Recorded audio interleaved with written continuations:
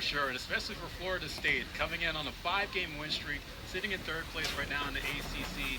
They're looking to get more than just flyer mile points and some hotel points. They're coming out here to the West Coast to try to get some wins against the Stanford Cardinals. Well, the Seminoles are here on the West Coast. They hope by close of business tonight they'll be calling it the West Coast. Wes Mendez getting the start on the mound for Florida State. He's one of the best in the biz in the ACC.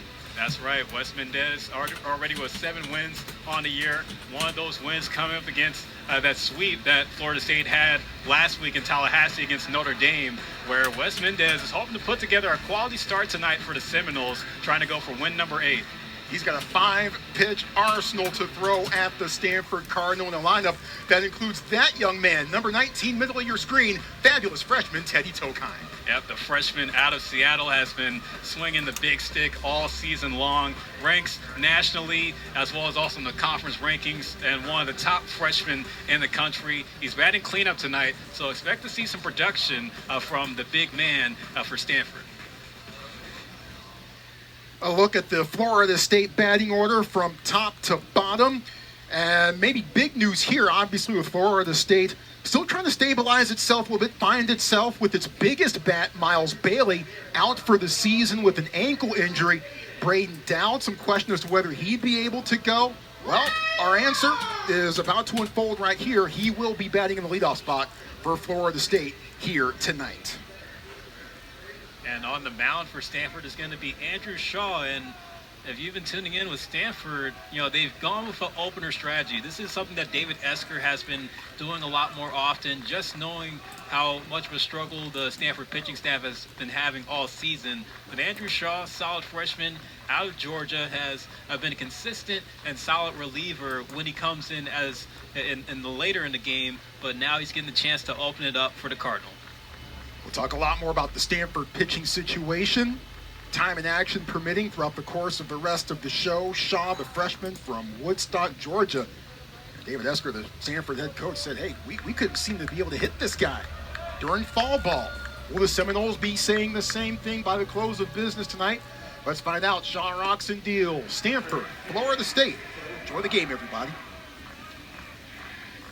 Braden Dowd, bit banged up, was battling some nagging stuff. He actually did not finish the game on Tuesday. Florida State was able to beat North Florida in Jacksonville. Thinks about it. Holds up. The count goes to 1-1 on Dowd.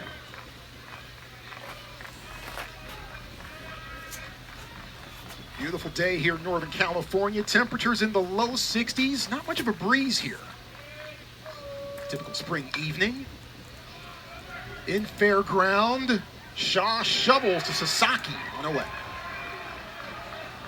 Solid play for Andrew Shaw to begin the game there.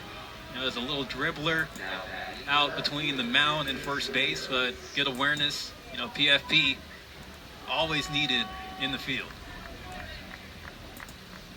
Stanford 14th in the ACC in fielding percentage entering today. As Dowd gives way to Chase Williams, a junior from Elmore, Alabama. Transfer from Northwest Florida State College. He's actually on a 10-game hit streak, hitting 375 over that span. Swing and a miss on the fastball outside for strike one. Yeah, Chase Williams, he does possess some speed, does have 14 stolen bases on the year.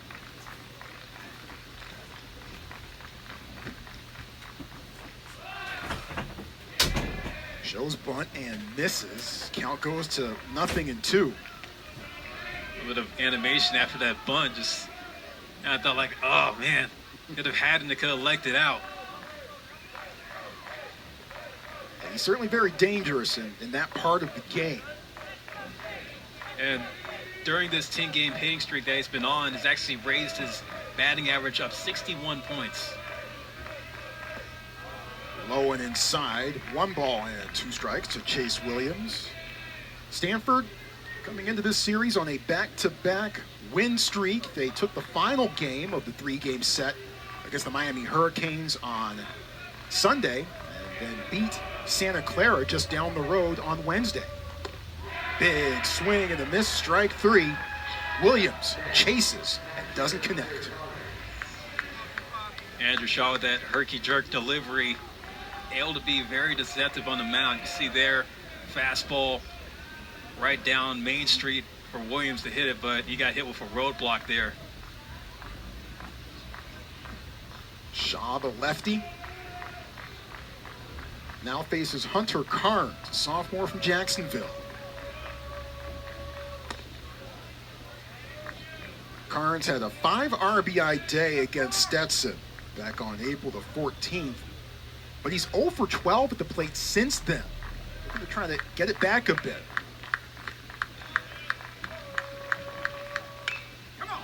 Tagged high in the air, could be playable. J.J. Moran looking for room, leaps, and hangs on. Holy smoke! J.J. Moran reaches and snags it for out number 3. What a way for this game to begin. A lot of room here at Sunken Diamond, and J.J. Moran takes full advantage.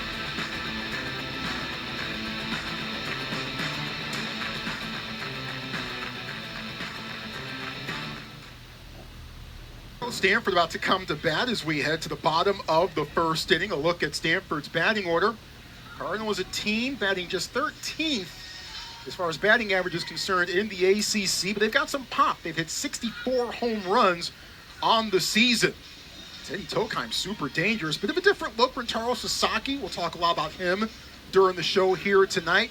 Had seen a lot of work in the leadoff spot over the last 5 or 6 weeks in the 3 spot for tonight. They'll be facing Wes Mendez. Boy, what a season this guy's been having. Yeah, named to the Golden Spikes Award watch list, as well as also on the watch list for Pitcher of the Year nationally. But the Tampa, Florida native, is looking to put together a quality start. He actually pitched 6 shutout innings against Notre Dame last time out. But Link Jarrett is looking to hopefully get a solid start out of his southpaw tonight, coming in with an ERA at 2.05, which is about 10 more pounds than what Wes Mendez weighs at 195. So, you know, probably put up a few more pounds on the muscle. But if you have an ERA like his, you're definitely doing something right for your team. And you also back that up with him being the team leader in strikeouts, being top 10 in the country with 81 Ks. Mendez has been fantastic. So this is a big puzzle that the Stanford lineup is going to have to try to solve. Court McDonald gets first crack at it, the senior from Arlington, Texas. Mendez, the lefty to transfer from Ole Miss. McDonald cracks that one on a couple of hops. Eli Putnam with the shovel to Mendez. 1 pitch, 1 out. And we talk about Florida State and their lineup. They've had, coming into this season, they actually had the 4th-ranked transfer portal class, and they have just been able to utilize the portal, especially with some guys coming from some pretty big schools. Yep. Like Braden Dowd coming from USC. Like you said, Wes Mendez coming from Ole Miss. Well, Stanford dips into the portal every once in a while. Here's one product of that. Eric Gian, transfer from Columbia. Junior from Thornton, California. And he has had one of the hottest bats for the Cardinal for much of this season. And over his last 12 games, he's hitting .289 and has even put up career best dating back to his freshman year at Columbia. Gian, all Ivy League second team in 2024. Lost most of last season, his final year at Columbia, due to injury. He played just 1 game. He has been a big part of Stanford batting order for much of this season. An excuse me swing steers it past Mendez. The throw to first in time for the out. McCulley to Putnam. And 2 gone. I think Gian was trying to wait back on that last pitch, but it's a good play there by McCulley at second base to charge in on the slow ground ball. Here comes Rintaro Sasaki. Sasaki, the sophomore from Japan. Much ballyhooed, a lot of hype surrounding him when he came into the program, began playing at the start of last season. He's hit home runs in his last 3 games. I had a chance to talk with Rentaro before the game. Of course, him being on a 3-game homer streak, trying to make it 4 possibly tonight. But, if you're a guy that's coming in with a lot of expectations, expect to see a lot out of the big bat. 1 ball and 1 strike to Sasaki. Rentaro, a team high 13 home runs, 29 driven in. Big swing and miss there. 1-2. Versus lefty. Mendez versus Sasaki. He's been staying upstairs with the fastball. Up against Sasaki is not really a spot where Sasaki tends to hit the ball. He likes it more down the zone. Waves at this one. Swing and a miss. Strike 3. 3 up, 3 down. Mendez makes quick work of the Cardinal in the bottom of the first. Through 1 complete. Scoreless here at Sunken Diamond. Series opener between the Seminoles and the Cardinals.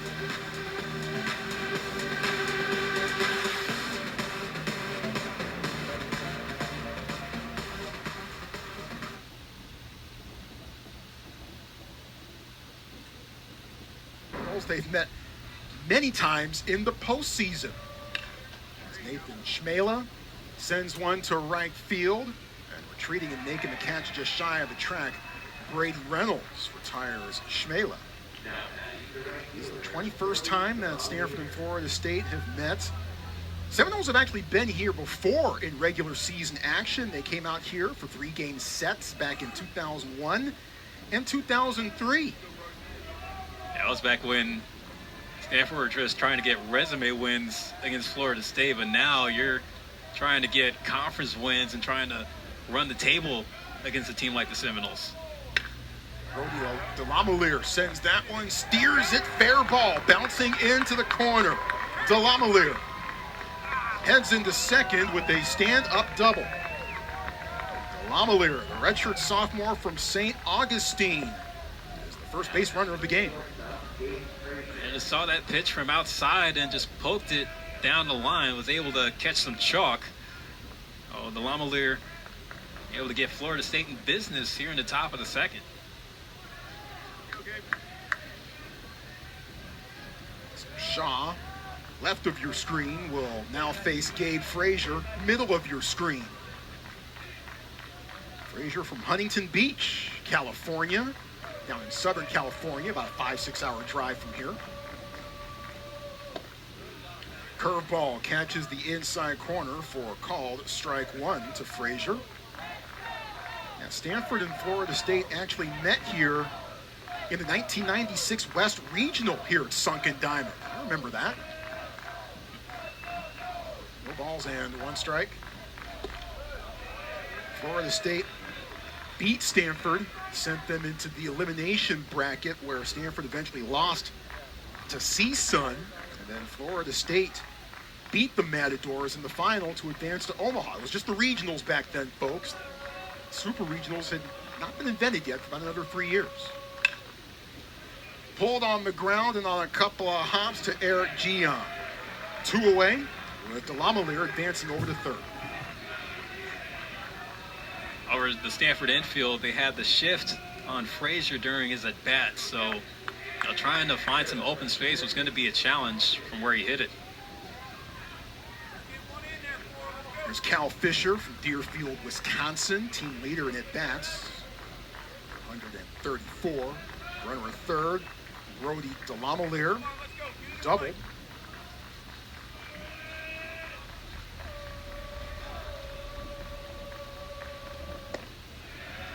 Shaw drops down the curveball. 0-1. 1996 Seminoles. What Scooby Morgan's doing for excitement these days? Those were some fun dudes to watch. Crosses them up. 0-2. And Shaw's throwing strikes. Yeah, he's mixing up his stuff here early on against Florida State, and he's got a good approach out there on the mound, especially seeing the middle of the order here.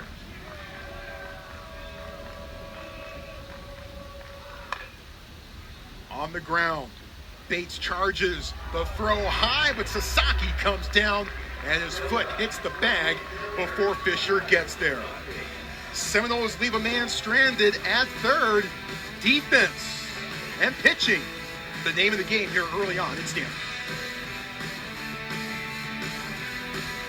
In college baseball, and John Abraham. Whereas when you think about ranking-wise, #1 in the conference in team ERA at 4.14 on the season. As far as opposing batting average, they also rank in the top 5 as well, and have limited the hits, runs, and earned runs allowed, or the fewest allowed all season. Teddy Tokheim in the air, right field to Delamolier. Makes the catch, chin high. There's one gone here. By the way, Tokheim, Stanford's team leader in batting average, hits, extra base hits, and doubles. Check this out. Heading into that plate appearance, he was also the team leader in on-base percentage, leading Eric Gian by 12/100,000th of a point.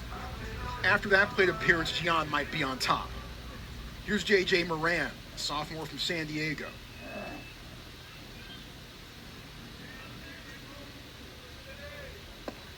Swing and a miss. 0-1. J.J. Moran. J.J. a big home run against Louisville on April the 12th. A 3-run shot with 2 outs in the top of the 9th to steer the Cardinal over the Cardinals. Just misses outside, 1-1. Yeah, that was a good series for Stanford going in, playing out in Derby City, especially taking 2 of 3 against Louisville, and there just to kind of build up some confidence for the squad all around. Derby City, how have I never heard that before? Makes perfect sense. Fouled off. Well, some Chase Putnam, but he runs out of room, and the ball bounces into the first row. Well, I know this morning I was checking some odds for the Kentucky Derby for next week. I was just kind of seeing who's got a fair shot to cross the line first. Is that next week? Yeah, May 2nd. Good grief. Man, this year's going by fast. 1 ball and 2 strikes. J.J. Moran facing Wes Mendez. Mendez wins the battle, drops down the breaking ball, and claims his 2nd strikeout of the evening. Yeah, Mendez has started off where he left off out in Tallahassee. Just dropping a breaking ball, just caught Moran chasing there. Yeah, but he's a high volume strikeout pitcher for the most part. Mendez is going to be someone that's going to rely heavy on the stuff, be very deceptive against hitters. That was a fastball, and Charlie Bates checks with home plate umpire Brandon Cooper and confirmed that yes, Bates did get hit by that pitch. Let's see where this gets Bates. As ran in, looked like it got him on the. Might have looked like it got him on the part of the wrist there, maybe the hand. I'll be honest, the sound that the contact made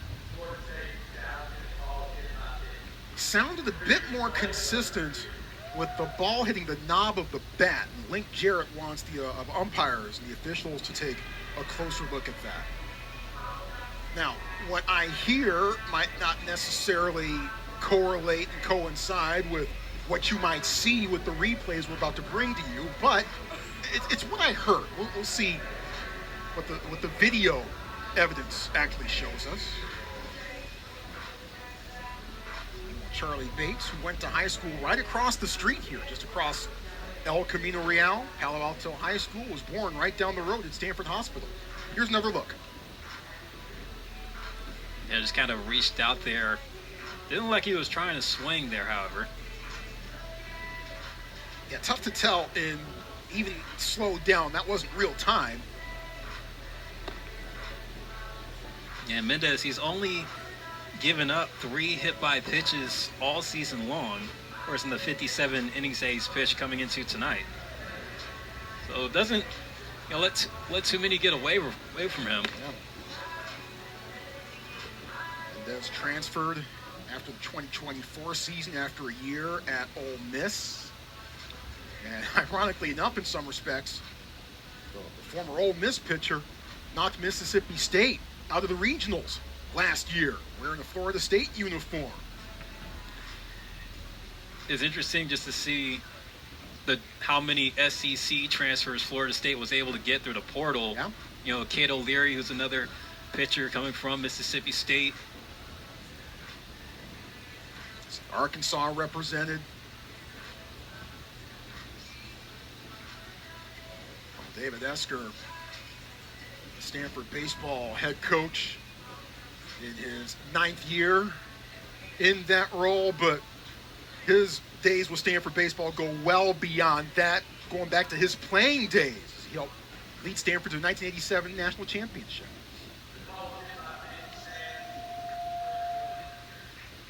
Yeah, I'm not sure there was anything definitive to overturn the call on the field, despite my ears, which obviously are not the official method of determining what happens out there. Right. Oh, hit by a pitch was, clear as day for Charlie Bates, able to take it and able to show proof through the wagging of his hand. But, Wes Mendez, just going to be something he's going to have to recuperate from, but it does give the Seminoles a chance to turn a double play here. Cardinal with their first base runner of the night brings up Brady Reynolds, a junior from Bakersfield. Pardon me. 2 outs, but I just getting the ball on the ground here, so no need for the double play. That was a bit of a close call at first. How close was it? Always got to be careful when you have lefties on the mound, especially for pickoff moves. Swing and a miss. 91-mile-an-hour fastball to Brady Reynolds. Reynolds did not play in the series last week against Miami. He's been a bit banged up. It's that time of year, a lot of guys are.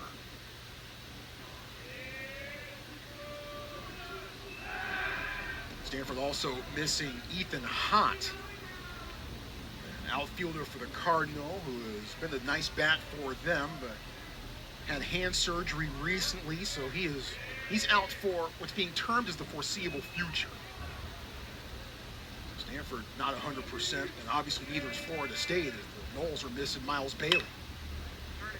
On a couple of bounces, the backhand flip to second, and the side is retired. Through 2 complete. It's been pitching and defense ruling the evening here on the farm. Noles 0, Card 0 after 2.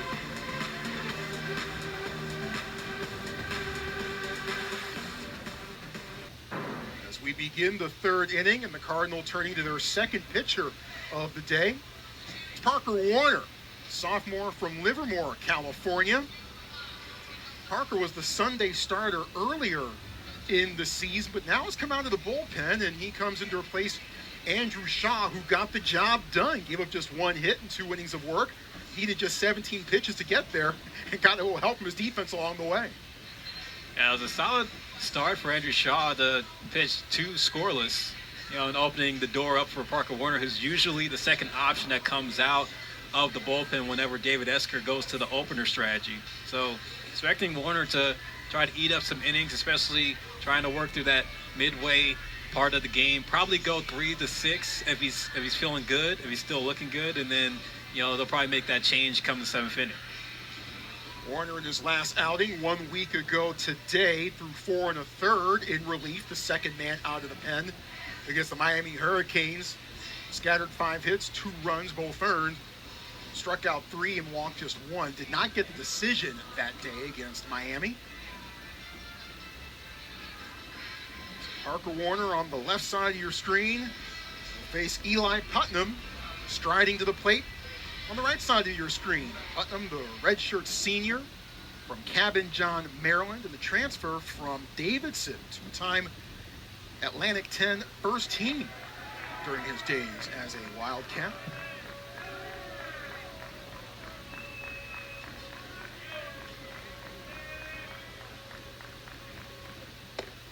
Stanford pitching, of course, has been a major subplot for the Cardinal this season.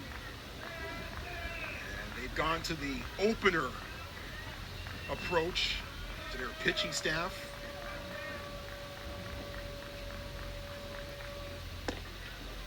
Tails outside, 1-1 strike. A Stanford pitcher as a starter has not gone 5+ since Nick Dugan did on March 13th against Pitt. And it was right around that time when David Esker and Thomas Eager, the Stanford pitching coach, had to shift some things around a bit. Crosses up Putnam, 1-2. It has been kind of a down year for the Stanford pitchers, but you think about this too. Coach Esker's working with a young pitching staff all around. You know, some guys that are new to the college game, trying to get adjusted to the speed of the college game. 2-2. Now to Putnam. Now, of course, that being said, Stanford's pitching has fared better so far in the month of April, by and large. I mean, March, it was just a real struggle for Stanford on the mound. And there were a lot of guys getting opportunities and a lot of mixed results along the way, but these have improved somewhat in the month of April. 2-2 from Warner. A flare to center. Plunks down in front of McDonald. Putnam, the leadoff man, aboard. Just a little dunker out there to center field. Fought off the 2-strike pitch there. You know, you let Putnam come from Davidson, you know. Only fitting being in the Bay Area. Of course, Davidson being the alma mater of Stephen Curry. Yep. You know, he put up some good numbers out in Davidson himself with 35 home runs in the Wildcat uniform. Bottom of the order, it's Carter McCulley, senior. Pensacola, transferred from Pensacola State. First pitch goes over for strike one on McCulley. Been a bit of a struggle for Carter for much of this season, batting just .200 coming into this plate appearance. I think Jarrett, Florida State head coach, admitted earlier this week, he said, look, I know his at-bats have not been near what they need to be, nor what he wants them to be. But McCulley getting chances as Florida State still looking for bats. Trying to replace somehow Miles Bailey. Inside 2-1. I will say the JUCO landscape has favored Florida State, especially with them coming from JUCOs in Florida. You know, Carter McCulley being one of them, where he hit 17 home runs and drove in 90 in his JC career. Back over to first. McCulley transferred after the 2024 season, following 2 years at Pensacola State.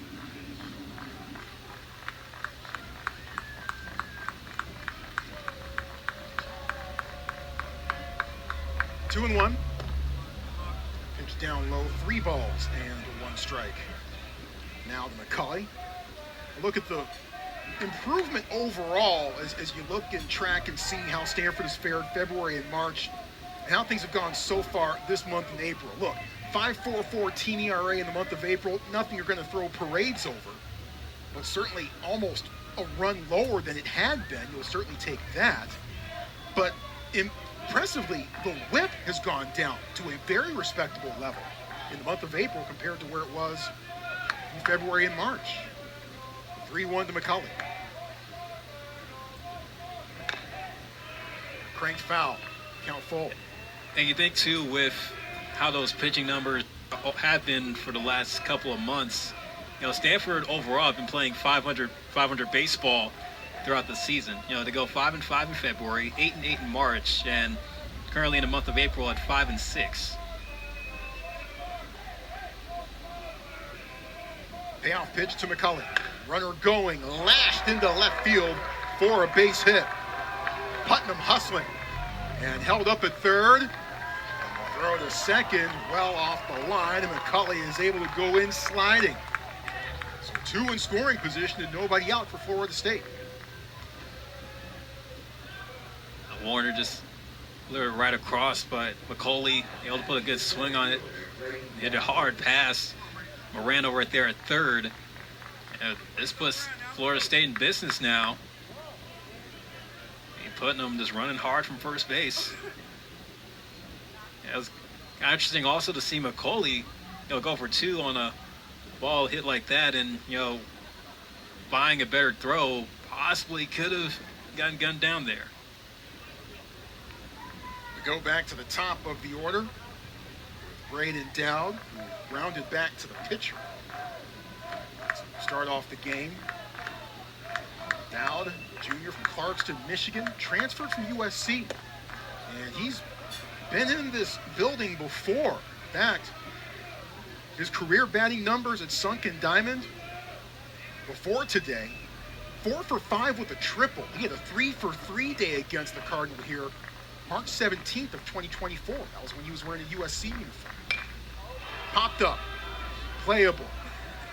Drifting back, now coming in, it's Tokheim who makes the catch. Not quite deep enough for Putnam to tag.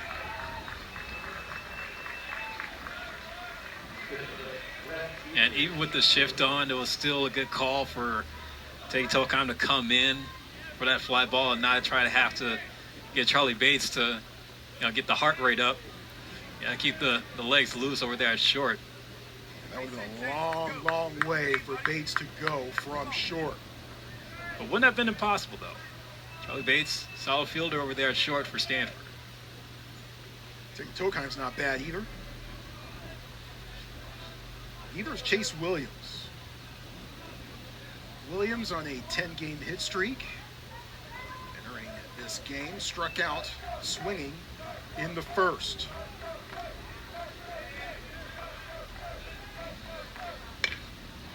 And a flare to right field. Reynolds won't get there. It bounces beyond him and goes off the wall. 1 run is in. 2 runs are in. Chase Williams delivers. And the Seminoles are ahead 2-0. Chase Williams, he's been able to find grass in the last string of games, now extending that history to 11 and even driving in 2 RBIs at that.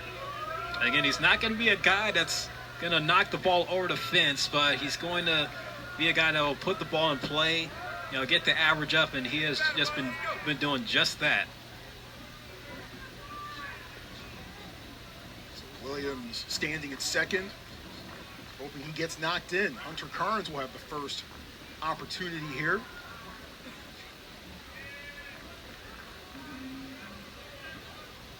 Carnes robbed by J.J. Moran, who made a fantastic grab in foul ground right in front of the Florida State dugout.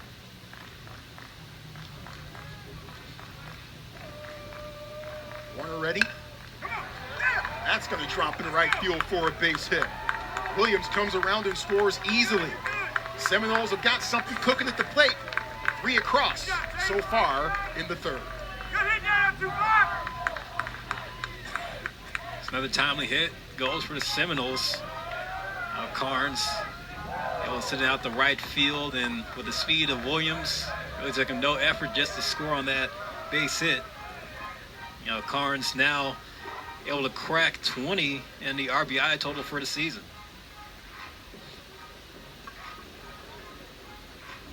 Three across for Florida State. They're looking for more. Nathan Schmela led off the second inning with a fly out to right. It was 63 degrees as we began here at Sunken Diamond. A bit chilly with the breeze, whatever breeze there is. Trying to kick up a little bit more. Kind of a typical late spring evening here on the farm. That's what they call this campus. See the marine layer hovering above the foothills behind the campus. On the other side of those foothills is the Pacific Ocean. Which is weird considering that this is an Atlantic Coast Conference baseball game. We've all had that conversation over the last couple of years. Schmela ready.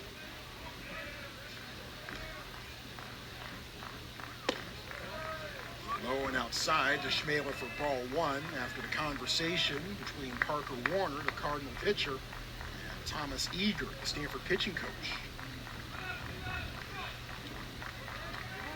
Schmela, a transfer from Dartmouth, actually 2-time All-Ivy League honorable mention Off the fist, bounces into the Florida State dugout area. It's quite a shift for a college player coming from New Hampshire going to Florida. Yeah, just from a climate standpoint.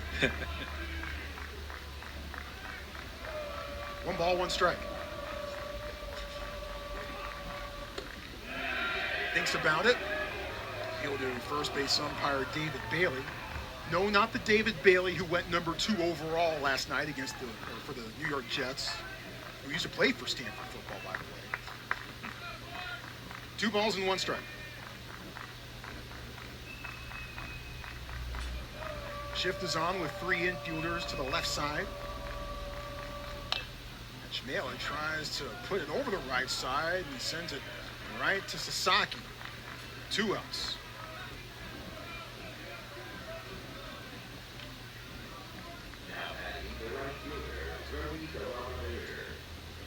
Carnes does move over to second in the transaction, and Brody DeLamielleure doubled on the only pitch that he saw from Andrew Shaw. Is at the plate.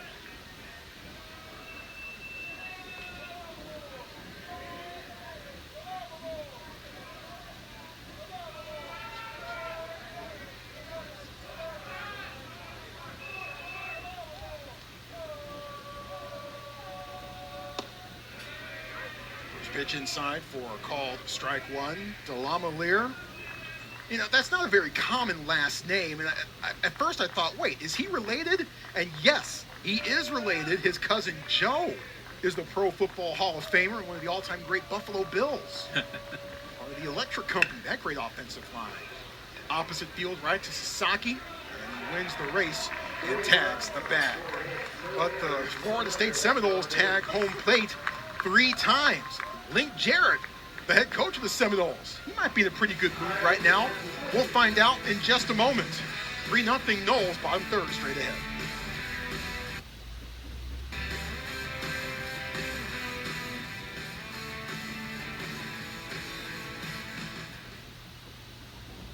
A 3-0 lead in the top half of the third. Let's talk about that.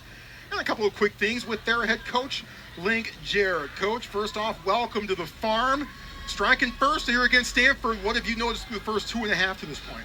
Well, the string of at-bats there in the third was really good, and their pitcher has incredible movement, and I know they use a lot of guys. They're very different. They're all very effective, so it was good to string a few at-bats there, and Chase's ball that he hit to right field, that was a good swing. We needed that after the pop-up. You feel like there's some momentum to be had, so Chase was big, and then Karn, so that was a good string for us, and now we need Wes to continue to settle in and do his thing. And Coach Philip Hall here. Hello again. So, for you guys, you had that midweek game against North Florida, and making the trip out here, we heard that there was a few delays involved, but how's that kind of helped the guys regroup when you guys got to the hotel and were able to hit the field to get some practice in? We bonded. I can't remember, there was an emergency and they had to pull the plane back to the gate and somebody had to get off, and we then lost our place in line to get to Atlanta. Then we had 2 restroom issues in Atlanta, so we sat on that plane for an hour, and then the 5-hour flight. There's a lot of bonding that occurred. So it was good to get to the hotel Wednesday night. We left Jacksonville 8:30 in the morning and pulled in here at 8:30 Eastern time, and I know that rewinds it, but you're trying to get that day yesterday to reset the body clock a little bit and let the guys acclimate and relax, and you know the importance of this series against a good team. So hopefully that long trek was productive on the back end with the day yesterday to recover. Well, Coach, best of luck tonight and the rest of the way. We appreciate the time. Thank you, fellas. The joys of travel. Link Jarrett, the head coach of Florida State. Jimmy Nadai flew out to left on the first pitch to begin the bottom of the third. So now you're looking at Luke Lavin. Lavin, a junior from Laguna Beach. High hop, snared by Putnam, and finally the shovel just in time for the out. Putnam was playing deep there down the first baseline, and that last bounce that the ball took almost ate him up, but he was able to recover. Yeah, but how about Link Jarrett? A long time protege of Mike Martin with Florida State. Yep. You know, already a two-time National Coach of the Year, and was also a former player himself, All-American shortstop with the Seminoles. Back to the top of the Cardinal order we go. Court McDonald grounded out to first. His first plate appearance. Link Jarrett, Tallahassee's own, was born in Tallahassee. Fly ball to center. Down, retreating back, shy of the track, and makes the catch for the third out. 23 pitches dealt for Wes Mendez so far through just the first 3 innings of work. We'll talk with David Esker on the other side of this brief break. Seminoles leading Stanford 3-0 after 3.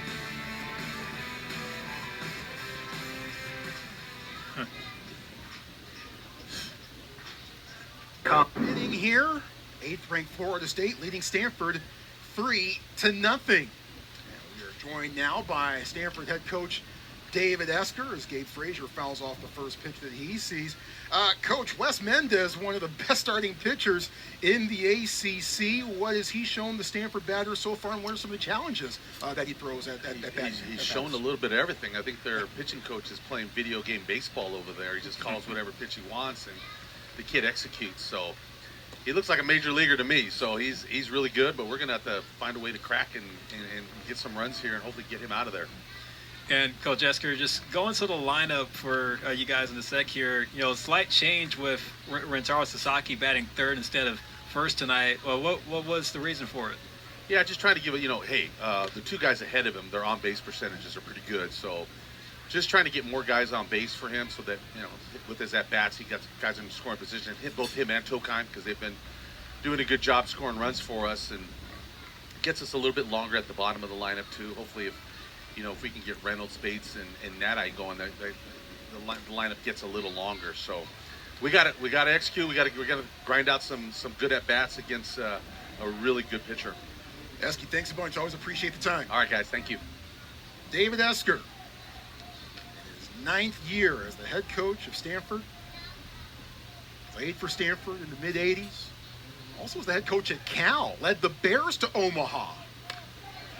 And amazingly enough, as Stanford has also been to Omaha under David Esker's leadership, amazingly enough, there are 4 coaches to both play in the College World Series and lead 2 different programs there as well as head coaches.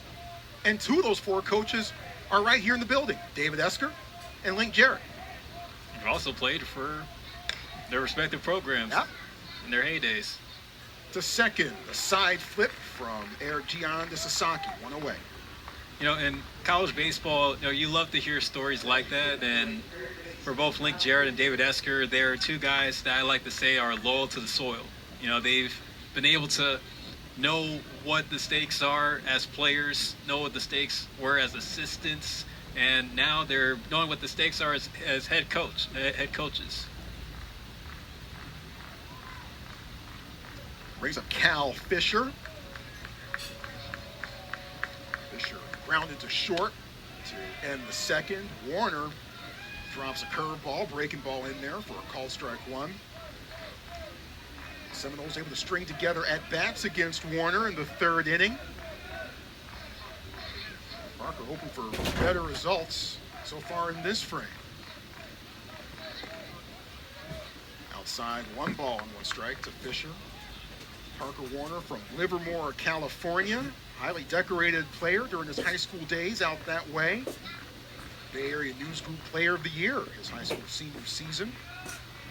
First team All-American pitcher, Max Preps. And a big-time competitor, too, as he paints the corner 1 and 2. And most definitely coming out of Granada High School, big powerhouse for high school baseball here in the Bay Area. They've produced many players to go on to play at the next level. Parker Warner being one of them.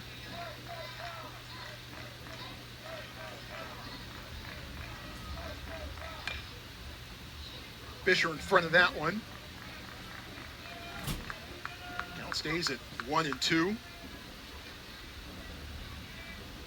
Fisher originally committed to play for Link Jarrett when Link was the head coach at Notre Dame, but then Link decided to head back home to Florida State, and Fisher followed him to Tallahassee.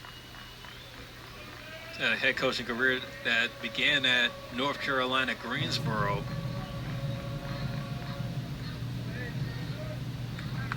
Count goes to 2-2. With the North Carolina Greensboro squad, head coach there, 2013 to 2019. 3 terrific seasons at Notre Dame, led the Irish to Omaha along the way. 2 balls, 2 strikes.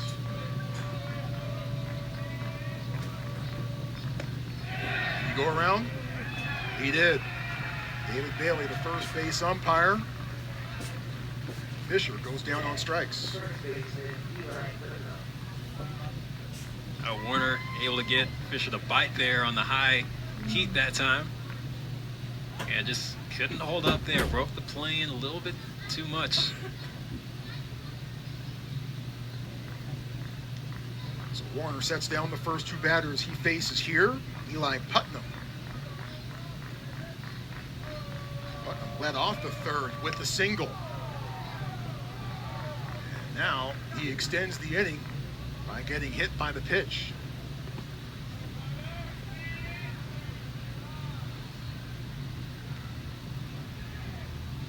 Yeah, Putnam doesn't really crowd the plate too much, but just had that one run in. I got him on the elbow guard, but he'll wear that one like a fashion model, give Evo Shield a call for a photo shoot.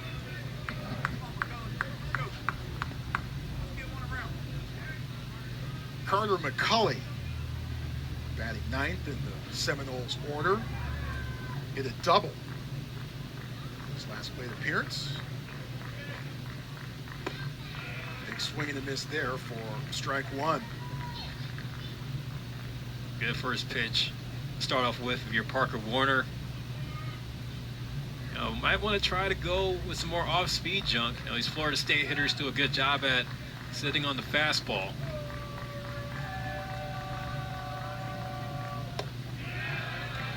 There's the off-speed. Can they hear you down there, Philip? I always thought I had superpowers whenever I'm in the booth. I feel like my telepathic powers can reach far out to the pitcher's mound. Of course, me being a pitcher myself, in my playing days, I always had that in my psyche, just thinking, if I know a hitter's going to be thrown off by this, let me work with it until they try to figure me out, which they hardly did. That's part of the mentality you have to have while you're out there on the mound. Also, you have to focus on whatever the very next pitch is. It's the 1-2 to Carter McCulley here. 1 on and 2 out. High, 2-2. And McCauley doubled on a full count pitch his last time up. Came around to score as well.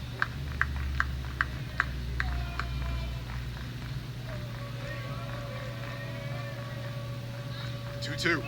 Runner going. Pitch just fouled off. So Putnam will go back over the first. Try it again. How about the first baseman trying to go for a stolen base attempt that time? He's only had 2 attempts on the season.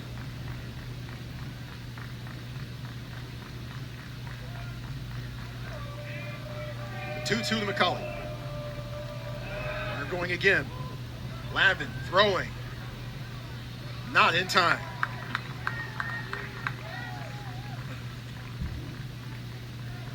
Well, Eli Putnam, not a big base stealing threat, but he was able to get it that time. The throw was on the money by Lavin, just a little too late. And he gave him 2 stolen bases on the year. Puts him in scoring position.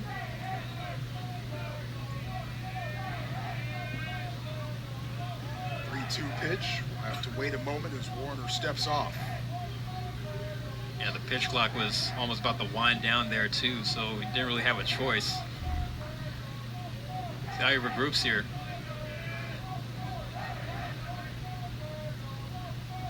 The 3-2 pitch. Got him.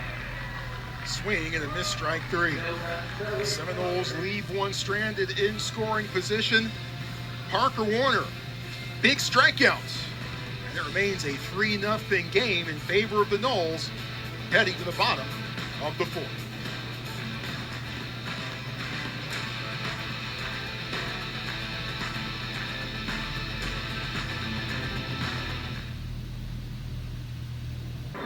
Difference between how left-handed batters fare versus how right-handed batters tend to fare. And it's especially worth noting with 5 lefties in the lineup for Stanford.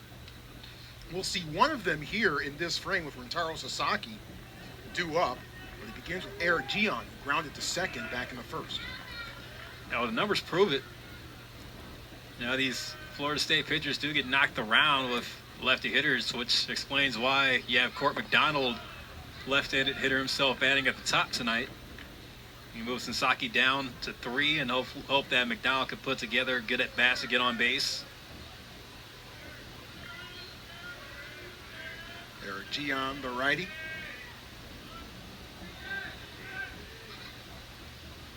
Eric Gion had an 11-game hit streak and a 17-game reached base streak snapped at Santa Clara on Wednesday, a game that was originally supposed to be played on Monday, but Mother Nature had other ideas. 2-1 to Gion. Inside, 3-1. And I'm glad that you asked David Esker, Philip, about why Rintaro Sasaki, who had been in the leadoff spot more often than not the past month or so, gets bumped down a little bit to the 3rd spot here today. But I appreciate the question. I appreciated his answer in a big way. Off the fists, rolled to second. McCulley to Putnam, 1 out. Yeah, it was just a curious sign to me. Just like, It's the first thing you noticed. Yeah. I feel like with David Esker, his strategy this year has been, a little bit different. He has ways of doing things, like different methods, but we've been seeing some adjustments be made here and there by the series.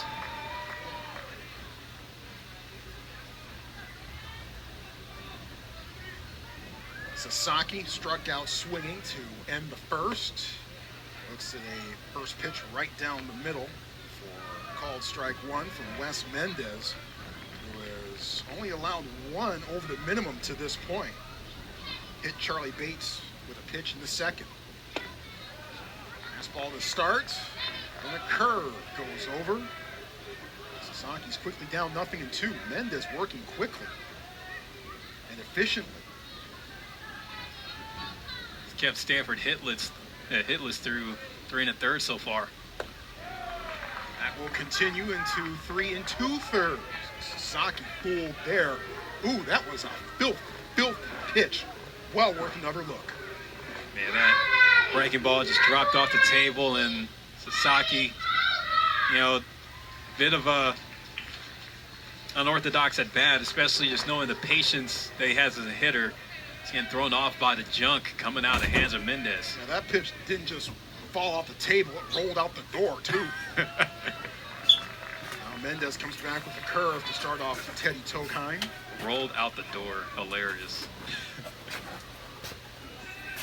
Tokheim, the freshman from Seattle. Sharply hit to short. Whistled across the diamond for the 3rd out of the inning. Mendez has thrown just 32 pitches through 4 innings worth of work. He's been on point. So have the Noles. They lead 3-0 after 4.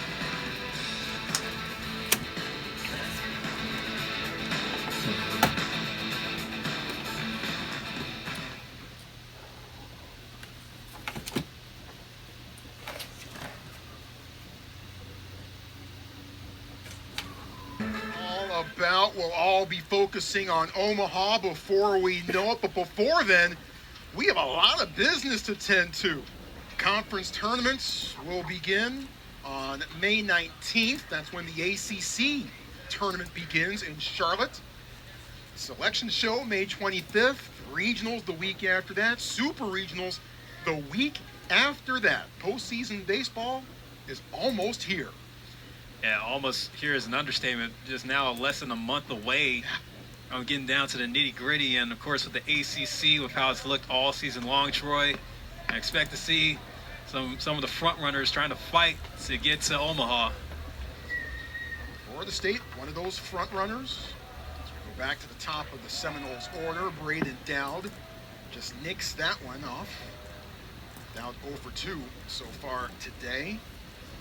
Florida State tied for third in the ACC when the day began. Top 10 across the polls.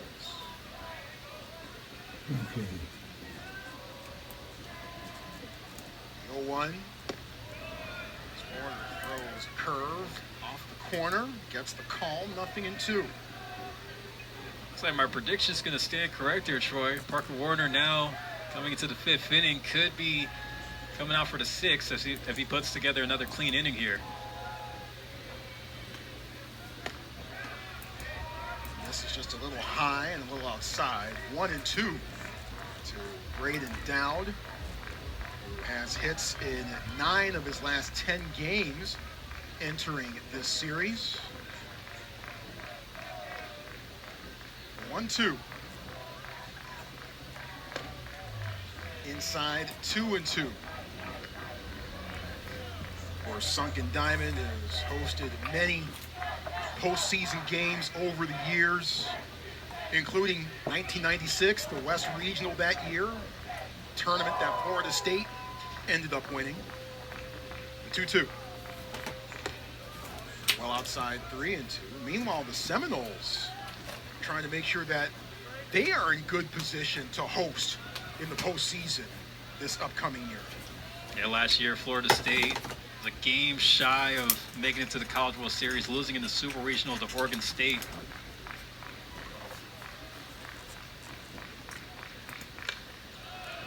Fouled off. The Noles versus Oregon State. The Beavers, another well-decorated program in college baseball. Noles picked to finish 8th in the ACC preseason poll this year.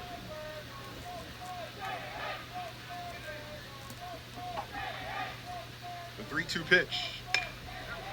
In the air to center. McDonald makes the running grab. 1 away. ACC standings. We'll look at them right here and now. Florida State actually started 9-3 in ACC play. It was their best conference start in 10 years. And they've had good success against top 15 ranked teams in conference. Of course, they also bumped into Georgia Tech along the way, and that didn't quite go so well as the Ramblin' Wreck got the sweep of Florida State. That will happen. Georgia Tech is a really good team this year. Overall, Florida State showing quite well to this point in the season. Yeah, Florida State, they got the broom hit on them by the Yellow Jackets in Atlanta just a couple of weeks ago. So, they've been able to find a way to bounce back, but, it's always tough to run to a team like them. Opposite field, fouled off. Last time we saw Chase Williams, he was putting up a 2-run double. That point making it a 2-0 ball game.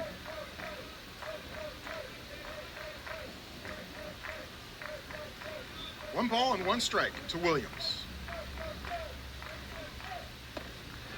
Crossed him up, big swing and a miss. 1 ball and 2 strikes. It took a big hack there, but Warner, threw a Bugs Bunny pitch.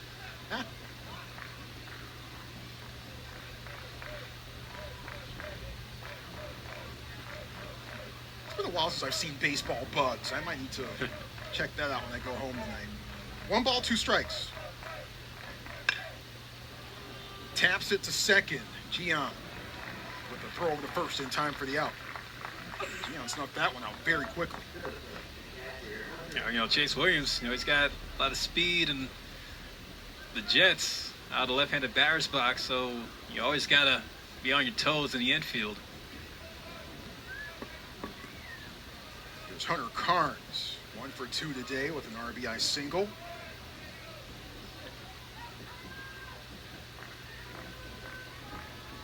Carnes with a couple of homers in the series against Virginia earlier this month. Dingers against the Hoos on April 2nd and April 4th. Well, after a relatively rough start for Parker Warner in the third, in which he gave up the 3 runs that are right now the difference in this game, he's, for the most part, settled down a bit. Yeah, for sure. He's retired. Now three in a row, but, you know, he's gotten 4 of the 5 outs.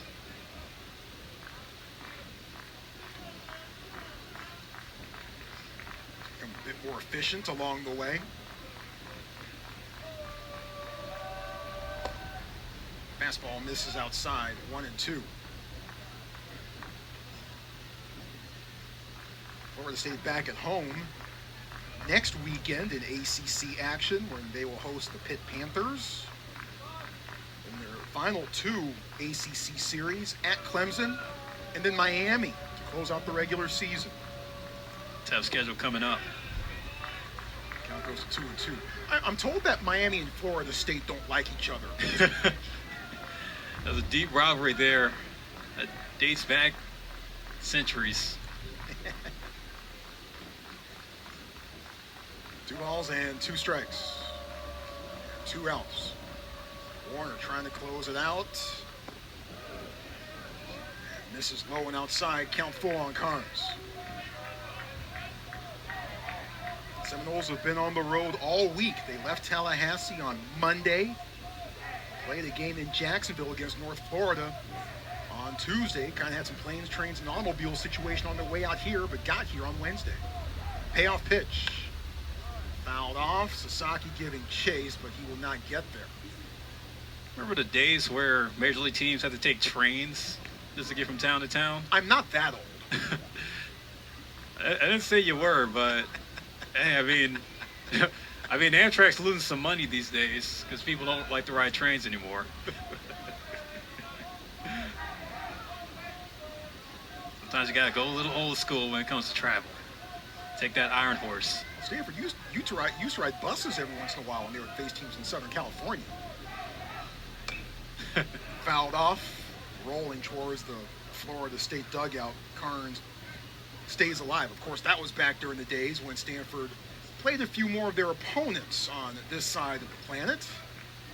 But things have changed. Stanford has had to rack up the miles a little bit over the last couple of years. 3-2 pitch to Carnes once again.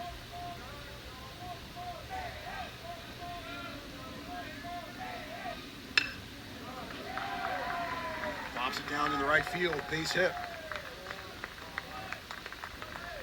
Carnes with a nice piece of hitting, his second single of the evening. And Florida State's catcher is squaring up the baseball pretty well tonight. You know, he's now 2 for 3 in the game. You know, give him now 2 singles with the RBI. Add to the totals. Let's look at Nathan Schmela, who is 0 for 2.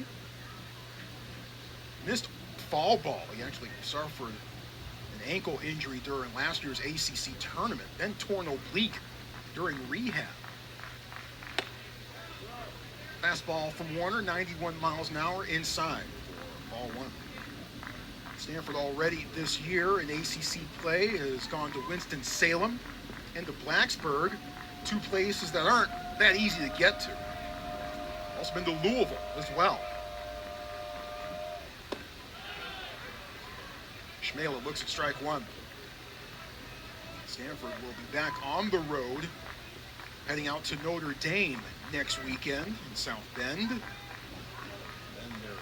Final road trip in ACC play. They'll hop on a bus for this one as they'll head across the bay to face Cal. 1-1. Just inside 2-1. I wonder if Virginia Tech was able to repair the scoreboard.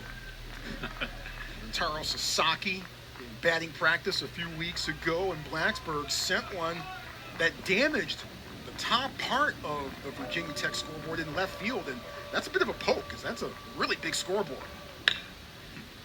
On a couple of rolls to Bates, throws short to second and retires the side. Parker Warner has settled things down a bit, but the Seminoles still lead the Cardinal 3-0. Bottom fifth coming up in just a moment.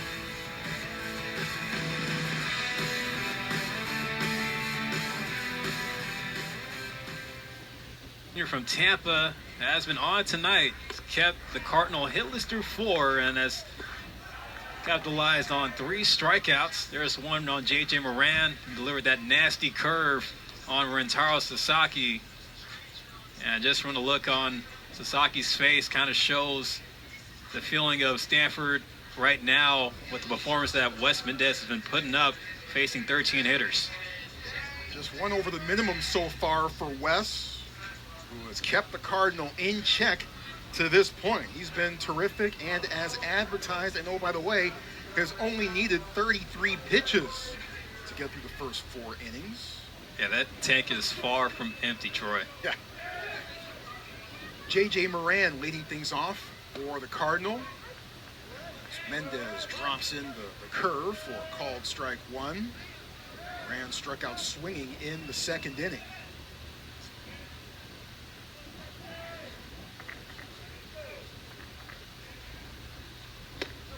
Another curve with beauty, 0-2. Moran, sophomore, grew an inch and is up 6 pounds from the 2025 season. No balls and 2 strikes. Got him. Strikeout number 4 by Wes Mendez. 3 pitches, 3 problems for J.J. Moran. And again, that curve just falls off nicely out the hands of the lefty. And Mendez has a 5-pitch arsenal, but for the most part, his out pitch and his strike pitch has been his curve so far tonight. And Stanford hitters need to watch out for that, especially on that somebody's going to bring with 2 strikes. You need to be careful. Charlie Bates fouls one off, heading towards the visitors' bullpen. Bates, the only base runner for Stanford so far, as he was hit by a pitch in the 2nd. Misses high, 1 ball and 1 strike. Mendez has only gone to a 3-ball count 1 time. That was on Eric Gian in the 4th inning. 1-1. Tails low and outside. Count goes to 2 balls and 1 strike.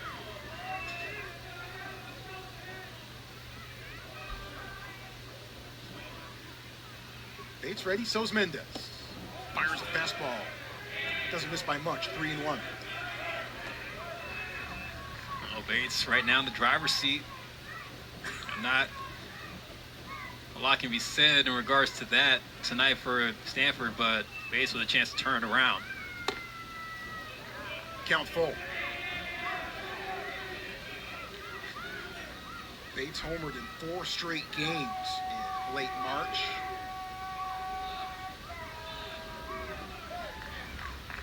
Two. Outside, that's ball 4. So Bates has been the only base runner for Stanford so far tonight. Hit by a pitch in the 2nd and now a walk here in the 5th. Just gives Stanford a chance now to at least put some traffic on the base paths, especially if they could get that much needed hit in order to try to turn this game around. Brady Reynolds, 0 for 1 so far today. Pitch low for ball 1. By the way, a quick NFL draft update. Sam Roush, fantastic Stanford tight end for Stanford football, is now a Bear. Not a Cal Bear, but a Chicago Bear. Taken in the 3rd round, 69th pick overall.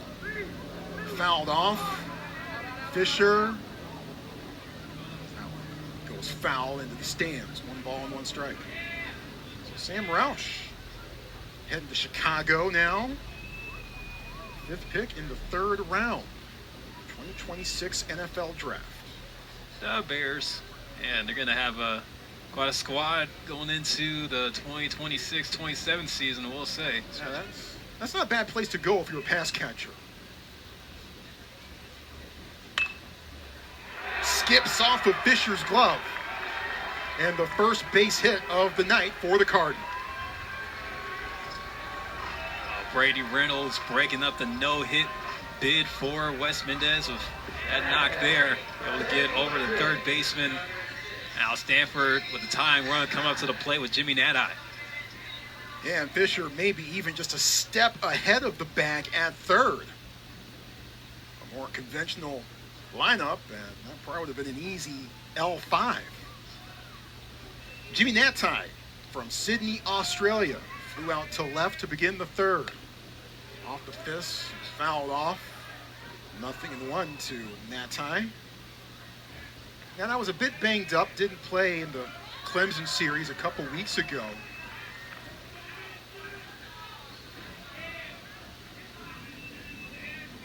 Nadai, a senior and one of the leaders of this squad.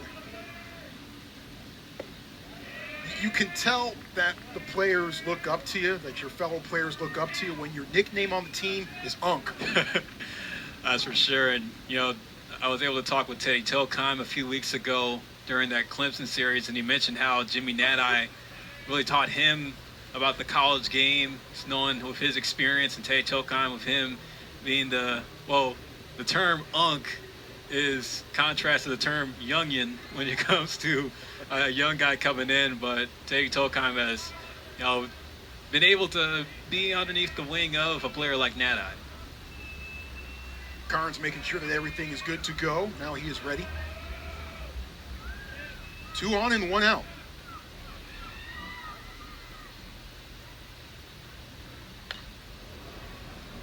Stanford with a runner in scoring position for the first time all night. Mendez has not given Stanford a whole lot.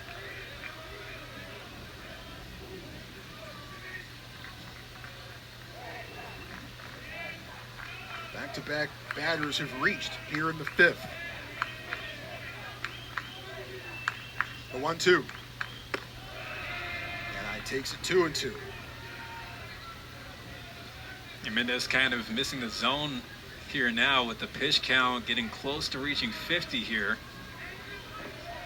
Now this has been an inning that's been different for Mendez all night. Well outside. Mendez, I said, what did I just do there? I'll go back on the mound to deliver a 3-2. See who wins the duel here between experienced hitter and Nadai and Mendez, possibly a future draft pick.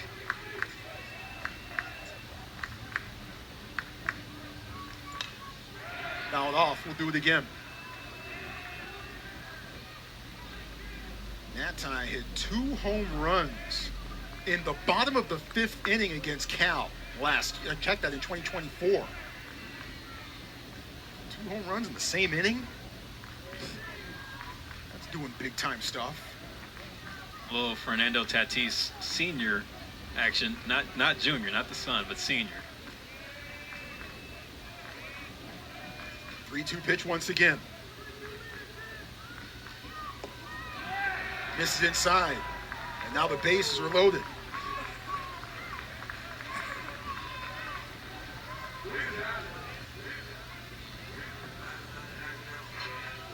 So bases full of Cardinal. Bates at third. Reynolds at second. And Nadai at first. We're going to get a mound visit here for Florida State. Come out to talk to Wes Mendez, try to check up on him. Yeah, Mendez had been absolutely cruising the first 4 and a third, but back-to-back batters have gotten on base, 2 of them via walks. Yeah, I think this is something that Stanford have been looking for all game. They noticed that they've been swinging early in these counts against Mendez, but Mendez has been throwing a lot of strikes, so that's really the big thing. But now you're in a position to where, hey, you know, we could get this guy, just got to find out where he's starting to fall off. Yep.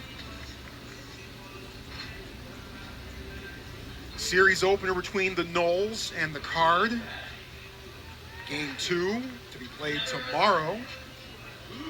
2:05 p.m. Pacific time first pitch, 5:05 p.m. Pacific time. Series finale on Sunday, 1:05 Pacific, 4:05 Eastern time for our friends checking us out on that side of the country. Luke Lavin on the left, the lefty from Laguna Beach. Say all that 3 times fast. Fouls that one off. Lavin grounded to first back in the 3rd inning.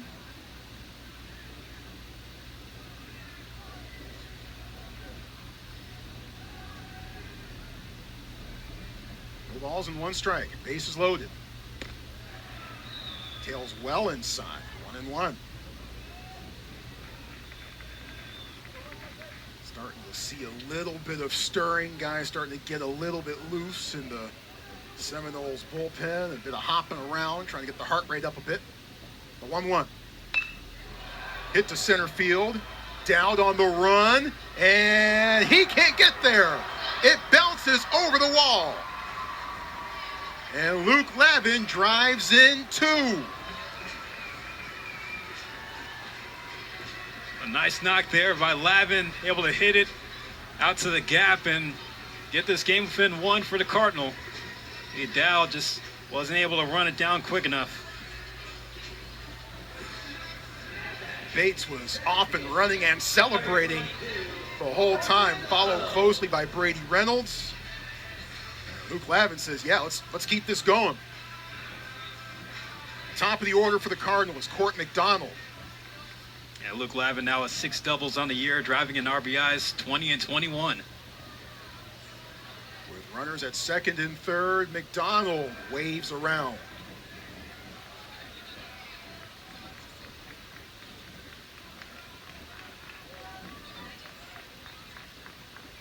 McDonald has reached in 9 straight games entering today.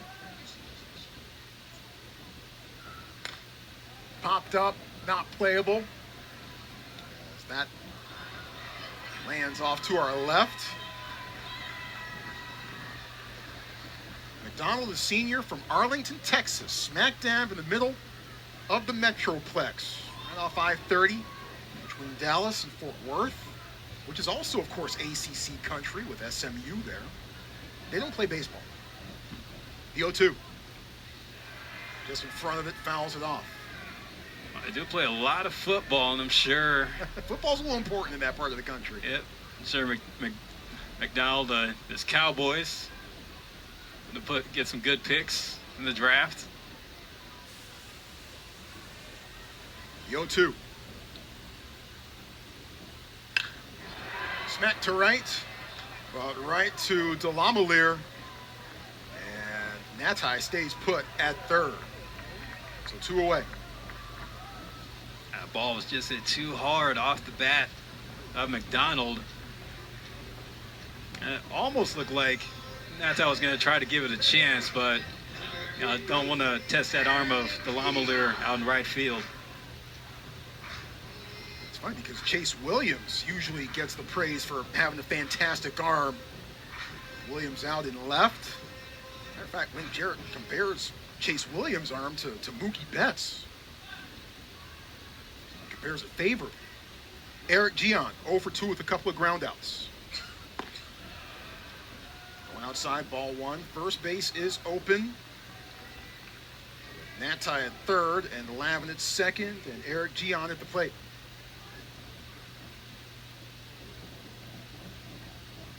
One ball, no strikes. Of course, football important in the Florida Panhandle as well. Seminoles trying to get back on track a little bit. I'll be nice to our friends listening in the Tallahassee area and not remind everyone of what happened when Florida State football came out to the farm in mid-October of last year. A 20-13 win for Stanford. 1 ball and 1 strike. Gorgeous, gorgeous off-speeder that Gian can't resist. Now Mendez is going back with that one, and that's been the punch-out pitch, so wouldn't be surprised if he tries to go 2 in a row with the Uncle Charlie.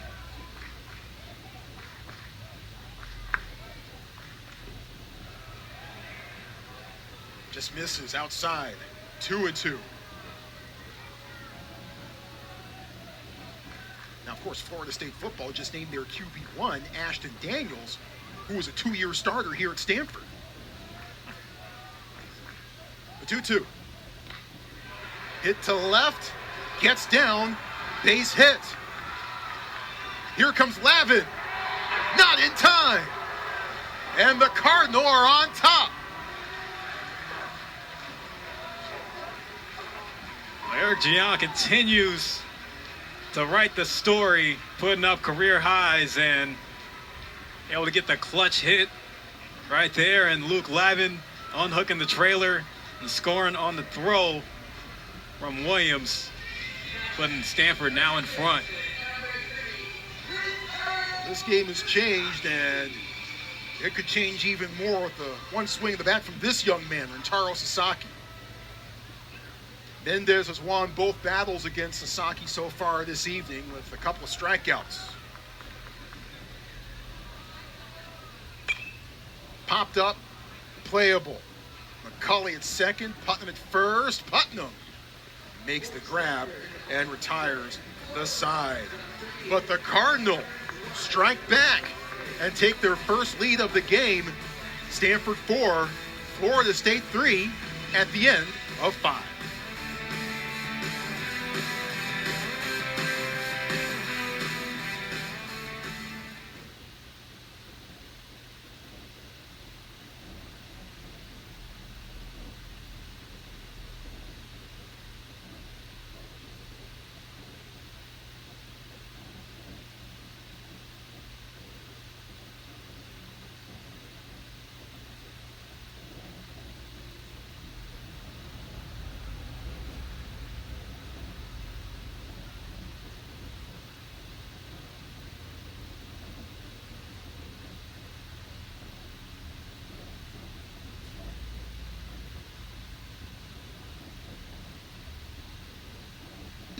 Who will be the last team left standing at the end of that one?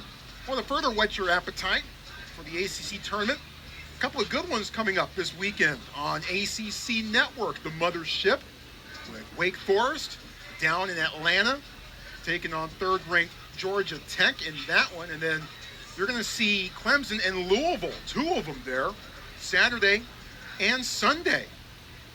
Wake Forest had an early lead on Georgia Tech earlier today. It was a 4-1 game, but then the Ramblin' Wreck did what they do, overtook Wake Forest, and they ended up beating the Demon Deacons 6-5 that final from Atlanta. Gonna be some big games coming up in ACC play, but each game this season has been anything but a big game. I mean, it just goes to show how competitive the conference has been up and down all season. Brody Delamalier wraps that one to left field, base hit.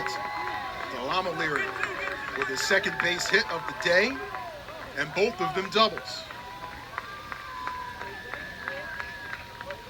Even with Stanford getting the lead now, they can't let up on the gas. As Brody Delamalier with a hard hit double to begin the inning for the Seminoles.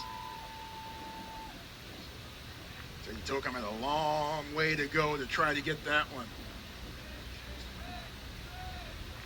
So leadoff double for Delamalier. Now 2 for 3 on the evening. Brings it to Gabe Frazier, the lefty standing in, 0 for 2 so far tonight.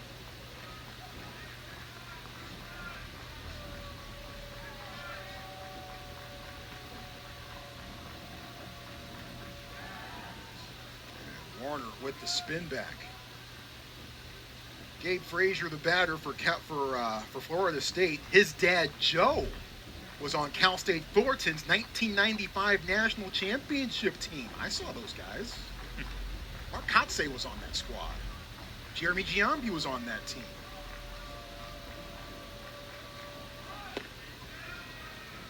And Mark Kotze is still hanging around the game. He's up in Sacramento now with the A's managing. Jeremy Giambi, the brother of Jason Giambi. balls and 1 strike to Frazier. And the bunt rolls to the on-deck circle. I just like the fact that Gabe's dad's name is Joe. Joe Frazier. Yeah, like the boxer. Spelled differently, but still. Talk about a legend. Down goes Frazier. I'm not young, and I'm not that young to not recall that famous call. The 0-2. First, the spin back from Warner. Or as I would assume that Gabe Frazier probably wasn't, or his dad probably wasn't a boxer during his day, but hey.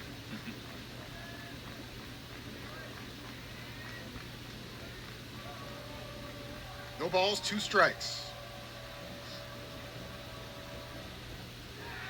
Bounces away from Lavin.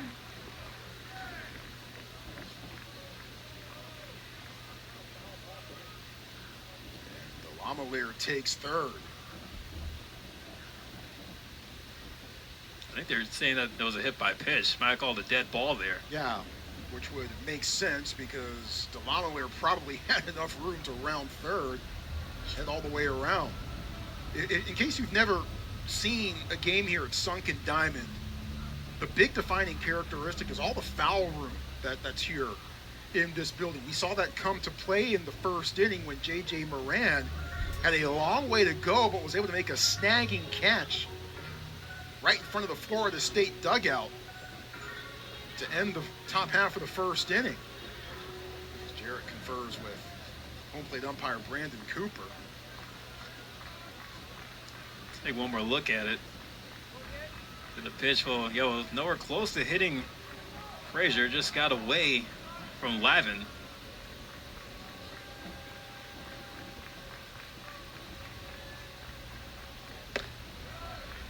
Pitch goes up high.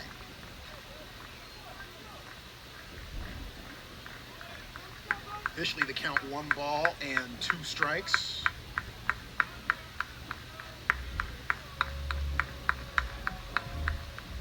Delamolier at second, bottom of your screen.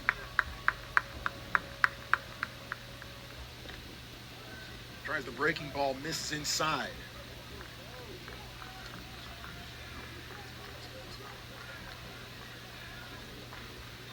Two balls, 2 strikes. A big shift on the right side Yep. of the infield.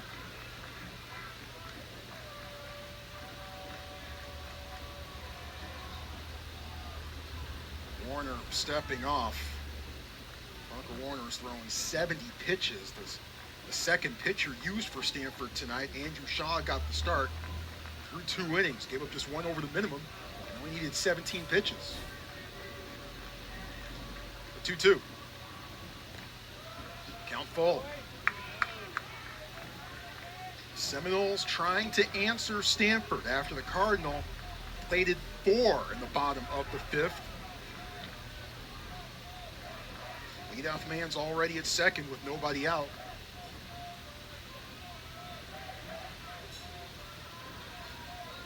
Spin back once again.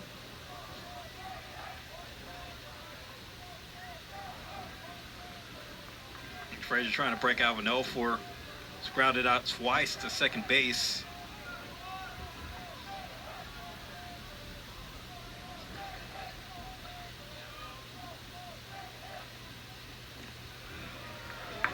This is outside. That's ball 4.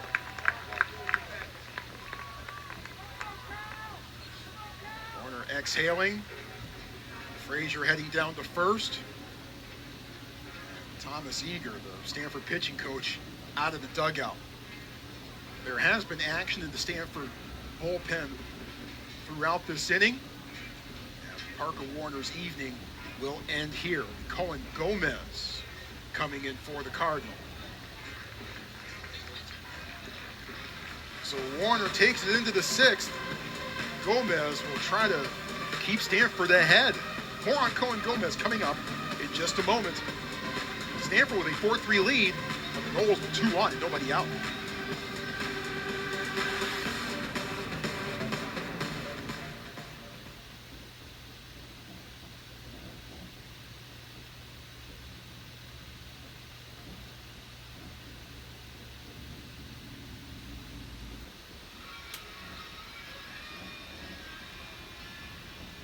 Those young ladies enjoying themselves here on a pleasant Friday evening here at Sunken Diamond.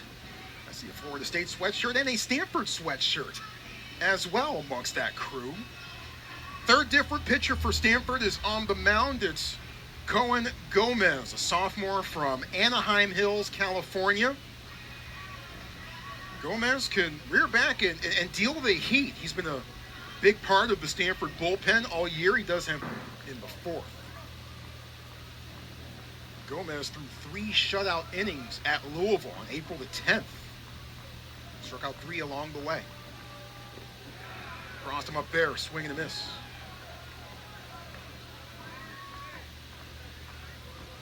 It was the right move for David Esker to make. Going to Gomez, tight ball game. On these, a reliable arm to come out the pin. Tapped foul, 1-2. Eli Putnam, during his days at Davidson, he had a 3-game series for the ages against VCU last year. How about this? 12 of 15, 5 home runs, and 14 RBI. It's a heck of a weekend. Goes around. And that's a big out for Cohen Gomez. He didn't get out on a swing. He got out on the pitch. Man, that was some break there on the off-speed pitch from Gomez, and just caught Putnam looking there. Got handed the backwards K.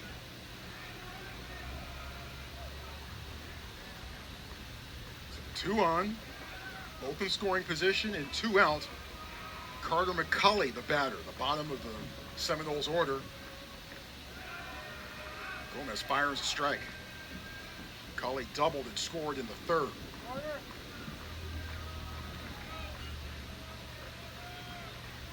Lamalier at third, Frazier at second.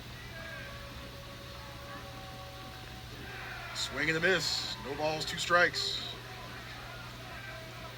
Also, McCauley has a hard time trying to hit at that off-speed pitch that comes at him. Just jumps out in front early and looks like he gets underneath it a lot.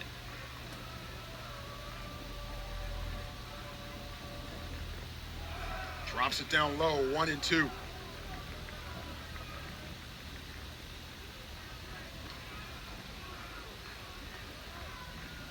Tying run at third, go ahead run at second.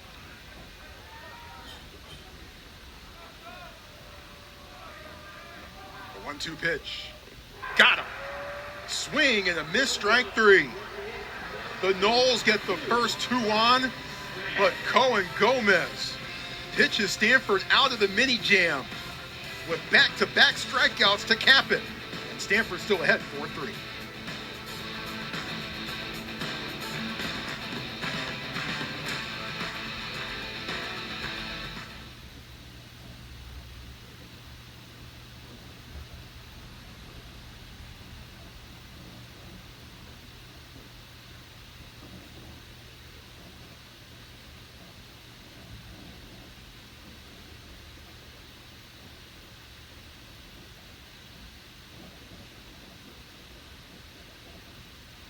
For 2 so far tonight.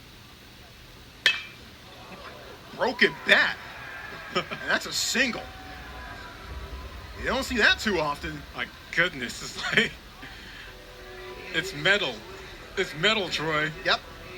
Man, Teddy Telcon. I mean, rest in peace to the bat, because it lived a good life, because Teddy Telcon, as you said, has been swinging a hot bat, especially during that 15-game hitting streak. Well, I hope that wasn't his lucky one, because, man, hey, that one a good knock to start the inning. Teddy Tokheim, the freshman from Seattle. They were happy to see him lead Blacksburg a few weeks ago, the series he had against the Hokies. Swing and a miss by J.J. Moran, who is 0 for 2 with a couple of strikeouts. Wes Mendez still on the mound for Florida State. Cruised through the first 4 1/3, but then struggled throughout much of the 5th. And that's a liner right to Frazier to throw back over the first, not in time, but Moran is retired.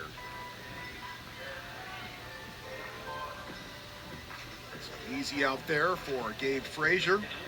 Most of the outs have been easy for Wes Mendez, except for that faithful 5th inning to this point. And it only takes one inning to get a game in your favor, and that's just what Stanford did in the 5th, able to knock out Wes Mendez, or actually, well, not knock him out necessarily, but more of like throw him a bit of a haymaker, try to get him off balance. Charlie Bates, hit by a pitch in the 2nd, walked and scored in the 5th.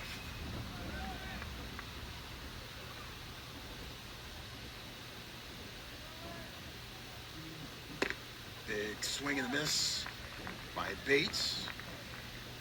Count goes to 1 ball and 1 strike. Yeah, he pumped the heater that time on Bates. Nice to wait back on it, try to square it up.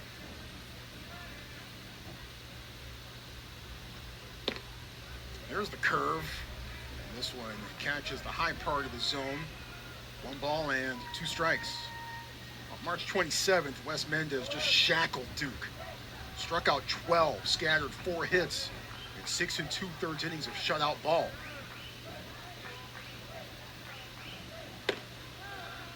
Fastball just misses. 2-2. You know, you talk about the pro prospects all across the ACC. Like last weekend when Stanford saw Miami, they had a good look at Daniel Couve, who's a top 100 MLB draft pick. Wes Mendez could be in that conversation come July as well. Well, and Stanford also had to deal with a terrific Friday night pitcher for Miami last week too, and Rob Evans. He was on point last week for the Canes. Cover your ears on that one, Seminoles fans. Yeah, no, they don't like hearing about the U.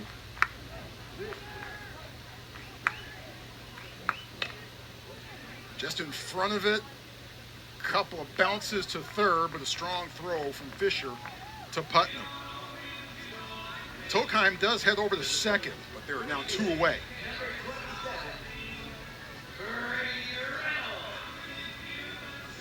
Cal Fisher laying the hot corner. And Brady Reynolds from the streets of Bakersfield. Don't believe him? Well, that's his walk-up music. Not sure who does that song. I'm not necessarily on the country side of things, but that's okay. Reynolds singled and scored in the 5th. Although I do have to give, if we perhaps see him later on tonight, Cassius Thomas, a reliever for Stanford, his entrance music, when it first starts up, I'm like, wow, is this smooth operated by Big Daddy Kane? No, it's All Night by the Mary Jane Girls, but you can't lose either way. Yeah. I like country music myself, you know. Well, I can't name the singer of, Streets of Bakersfield, but could name you some of the new school country artists. 1 ball, 1 strike to Reynolds. It was what got me geeked, actually pretty early this week. Shabuzi. Sure you know the bar song. I've heard of him, yeah. Uh-huh. He's coming out with a new album in July. Actually dropped a single last night. All right. 1 ball, 1 strike. Popped up, out of play. Will land behind us somewhere. 76 pitches for Mendez, who was thrown as much as 114. He did that in his start at Georgia Tech. Took him 5 1/3 to get there. Did not factor in the decision. Gets Reynolds looking here. Called strike 3. And the leadoff single for Stanford goes nowhere. So Mendez restoring a bit of order. The Cardinals still lead 4-3. 6 innings in the books here at Stanford.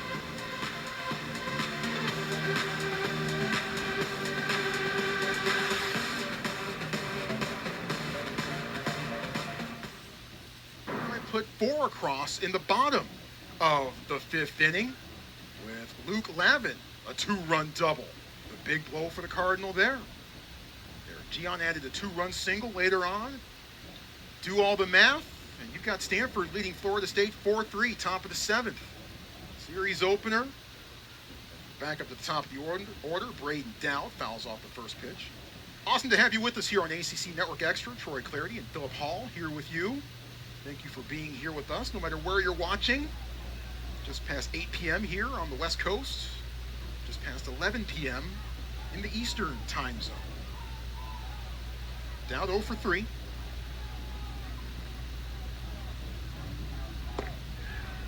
Colin Gomez, who came up in a big spot after Brody Delamelier's leadoff double and then Gabe Frazier's walk. Then Gomez came in, allowed the sac bunt by Cal Fisher, but then got back-to-back strikeouts. Prevent the Noles from coming across. Misses high here, 2-1.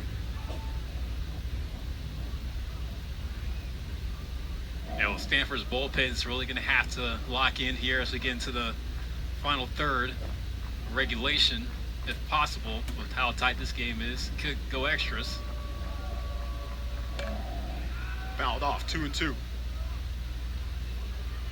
I will say that Stanford have held their own tonight against Florida State, and it's just really been a ball game where both teams have had their inning. Florida State had the third, Stanford had the fifth, so it now just all comes down to how you're going to finish. Gomez, fastball down low, 3-2. Yeah, will 3 runs be enough for Stanford here tonight? Don't know. Find out.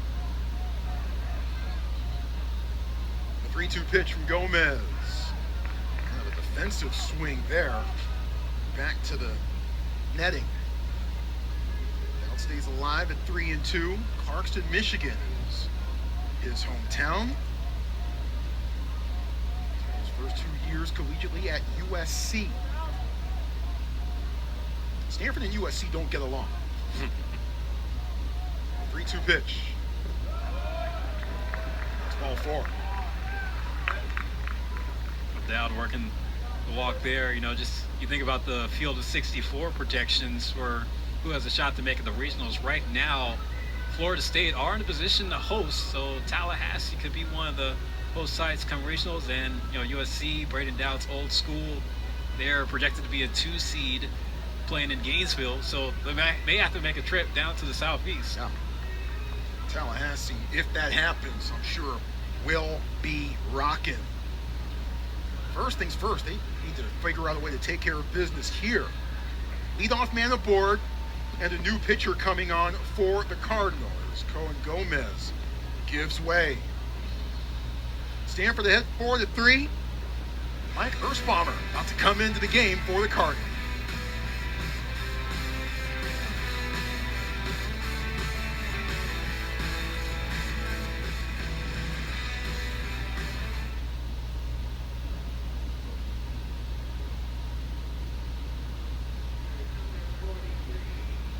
Orange County way.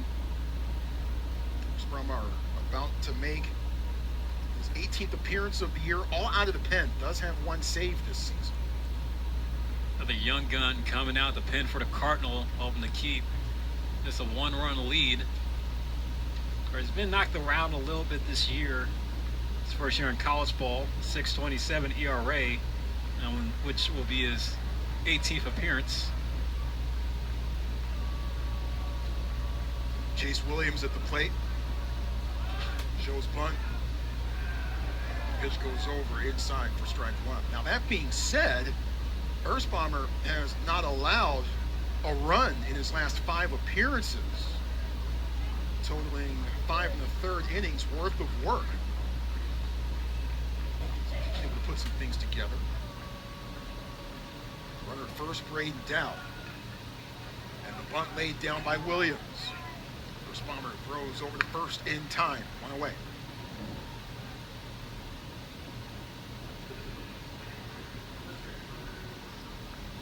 Williams moves Dowd over to second. Dowd, by the way, Cohen Gomez's responsibility. And Hunter Carnes, who's 2 for 3, comes to the plate. Carnes an RBI single in the 3rd. a regular single in the fifth.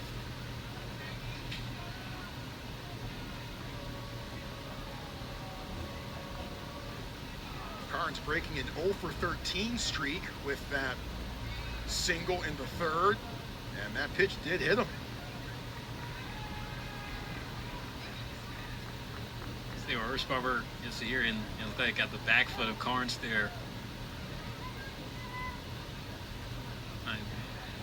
No need for a challenge. They're gonna give him the base. Now here comes David Esker giving his 2 cents. Asking Brandon Cooper, the home plate umpire, hey, are you sure about that? Would be the second hit batter by Stanford pitchers.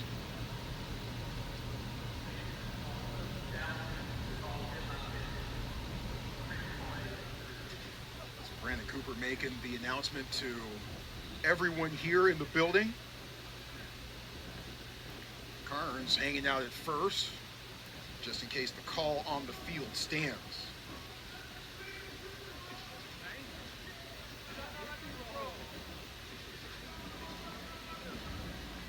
That catches his toe, might have. I moved it out the way, and not sure if Carnes was trying to sell it. Might be a quick review here. You see the umpiring crew and the camera wheel kind of playing around with the headset. Help from the replay folks in the row right behind us here in the Sunken Diamond press box. Oh, here comes the word. That was a pretty quick review. Yep. As of right now, 2 on and 1 out.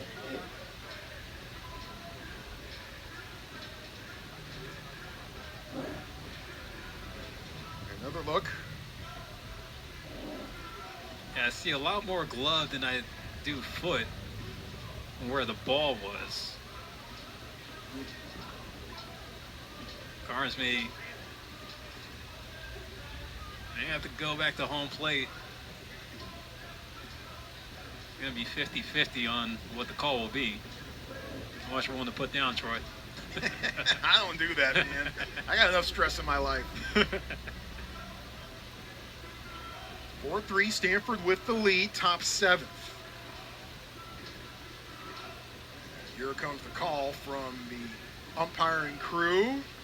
They've seen what they have needed to see.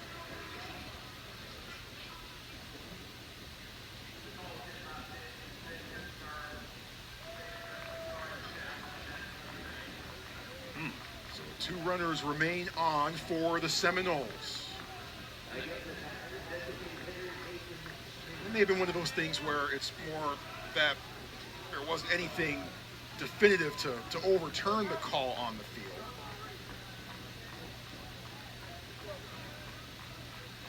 Oh, this could go either really good or really bad for Stanford. They are in double play position here. We have to shift on the designated hitter. As Nathan Schmelo looks at a breaking ball with a little bit of funk to it. Catches the inside corner for strike 1. Schmelo 0 for 3. Only a handful of homers and the handful of RBIs. Fires a fastball, just a touch high, 1-1. Schmelo 3 RBI against NC State back on March 22nd.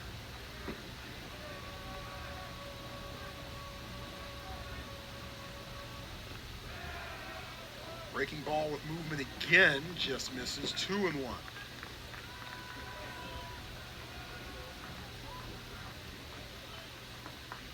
By the way, Erzbauer has now hit 4 batters this season. 19 innings of work. Schmelo in front of that one, 2-2. I'll look to protect here. Schmelo have to go with the 2-strike approach. Erzbauer, who still hasn't really warmed up in this outing, looking to need to try to see if he can get that ground ball, if possible, over to the left side. You got a big gap on the right side, big enough where he could fit probably 5 semi-trucks.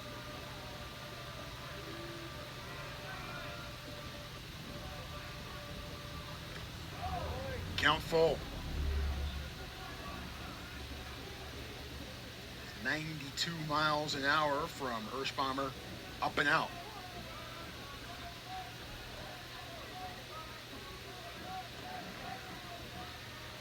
Braden Dowd at second. Hunter Carnes at first. 1 out. And the payoff pitch is on the way. Drops it in there. Called strike 3. Runners were advancing, so they are now 2 in scoring position. Still a big out here for Hirschbaumer, though. This pitch here just dropped in the curve and just frozen like Frozone.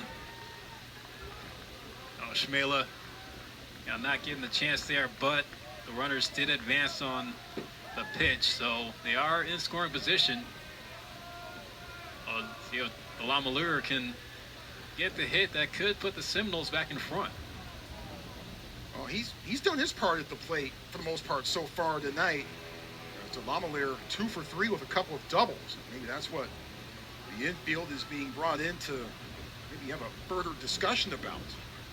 And Lamalure with 2 doubles, hit the first one in the second, and the last one in the 6th. So he's been seeing the ball pretty well tonight.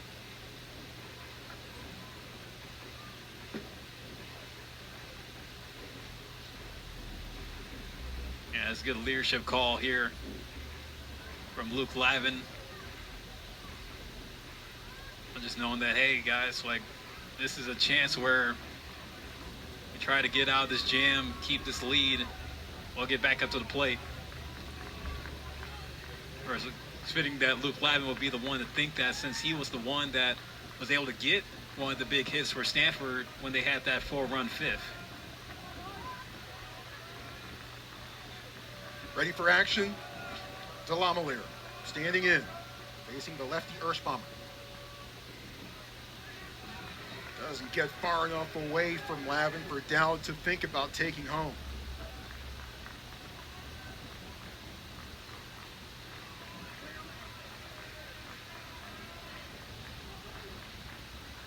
One ball, no strikes. Seminoles left him at second and third in the 6th.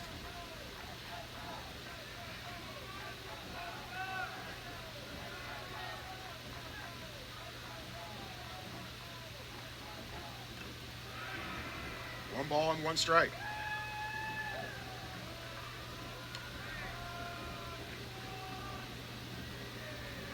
Lamalure, a 2-run home run and an RBI double against Notre Dame on Sunday. The Noles close out the Irish.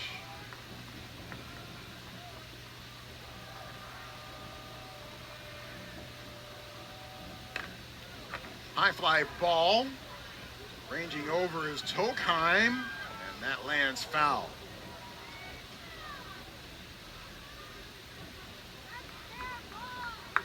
A long strike 2.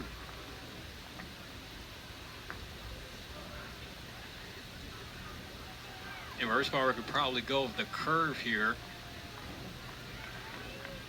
Now that pitch was hung up for Lamalure to try to do damage.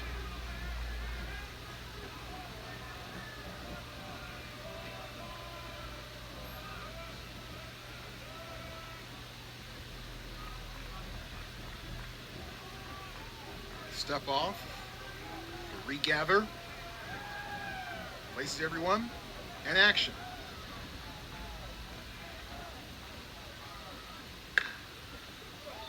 Snared at third. Moran the throw. Got him. J.J. Moran. And the Seminoles knocking on the door. Moran slamming it shut with his glove. What a play to maintain Stanford's 1-run lead.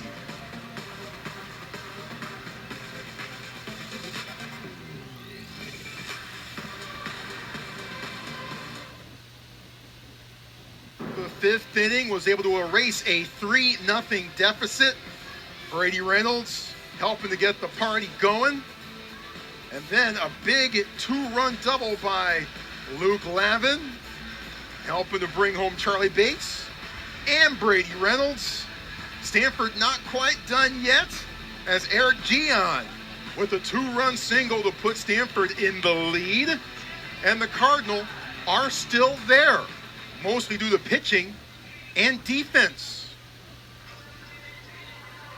How about this, Troy? Link Jarrett letting Wes Mendez pitch the 7th inning. I mean, aside from that troublesome 5th inning, Mendez has fared well. It's a breaking ball right down the middle to Jimmy Natai to start the bottom half of the 7th after the fans finish standing and stretching. Boy, J.J. Moran with a stretch grab to end the top half of the 7th. A big play on defense, and the second time tonight that J.J. Moran has made a Gold Glove caliber play in the field.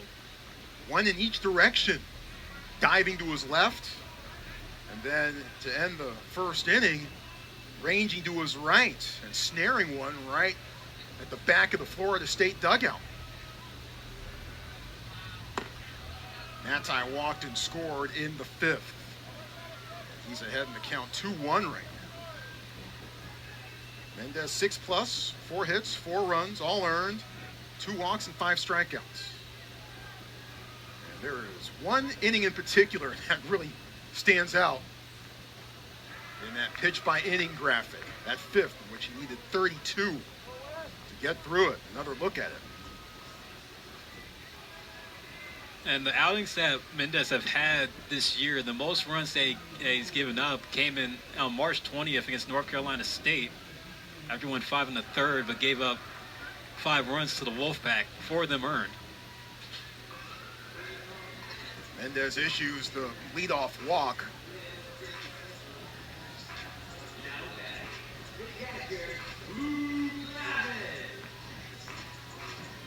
And for the games that he has pitched, he hasn't gone past more than 7 innings. A pinch runner, Philip Cheong at first, replacing Jimmy Natai.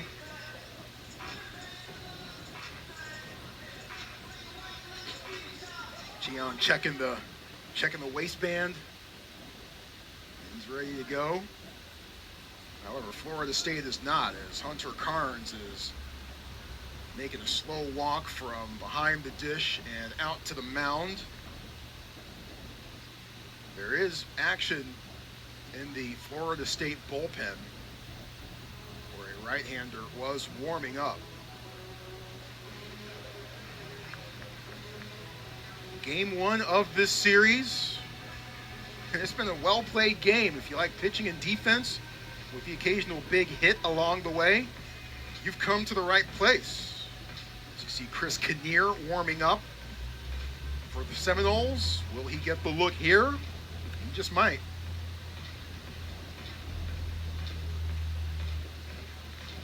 And he will.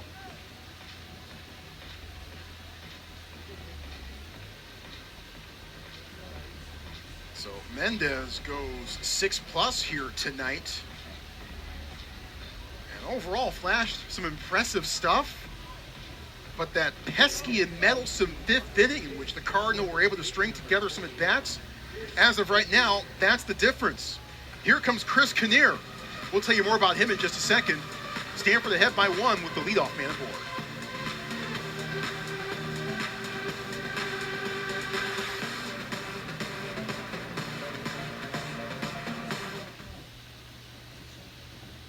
Out the ESPN app for basically everything sports, including ACC baseball. We got a good one here at the bottom of the 7th inning. Stanford ahead 4-3, and Chris Kinnear coming in to pitch for the Seminoles, the second different pitcher for Florida State here tonight.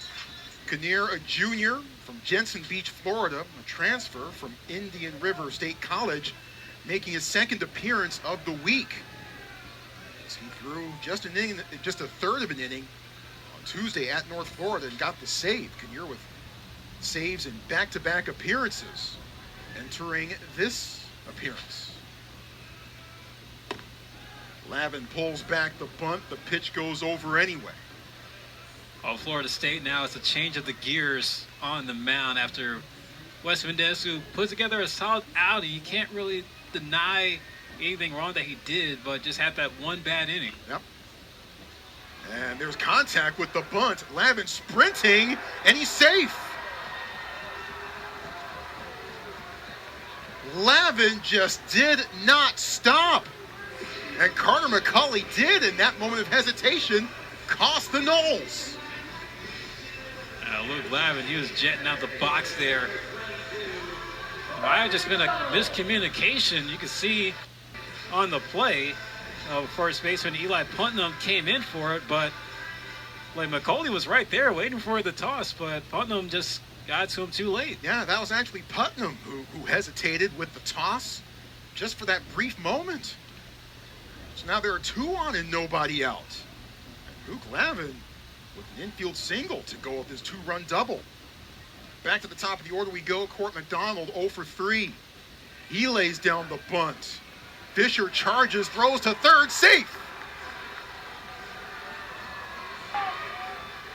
Fisher with the gamble, trying to cut down the lead runner, and it came up snake eyes. And the small ball just killing the Seminoles right now. You can see they're just wreaking havoc on the base pass there. That's back-to-back infield singles on bunts for the Cardinal to load up the bases, and I'm sure Chris Kinnear wasn't expecting this coming out the bullpen. So Philip Chiang is at third, the pinch runner.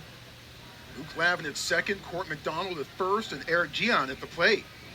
Gian a 2-run single his last time up. First pitch down low for ball 1. Wes Mendez is responsible for Chiang, the runner at third.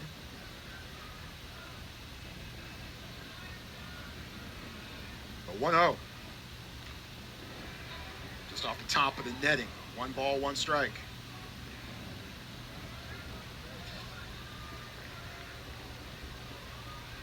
Night has fallen here in Northern California. The lights taking full effect at Sunken Diamond.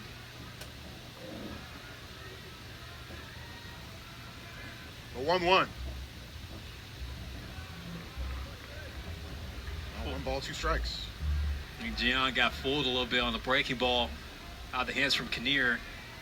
You know, with his swing, he likes to stand far back in the batter's box with an open stance.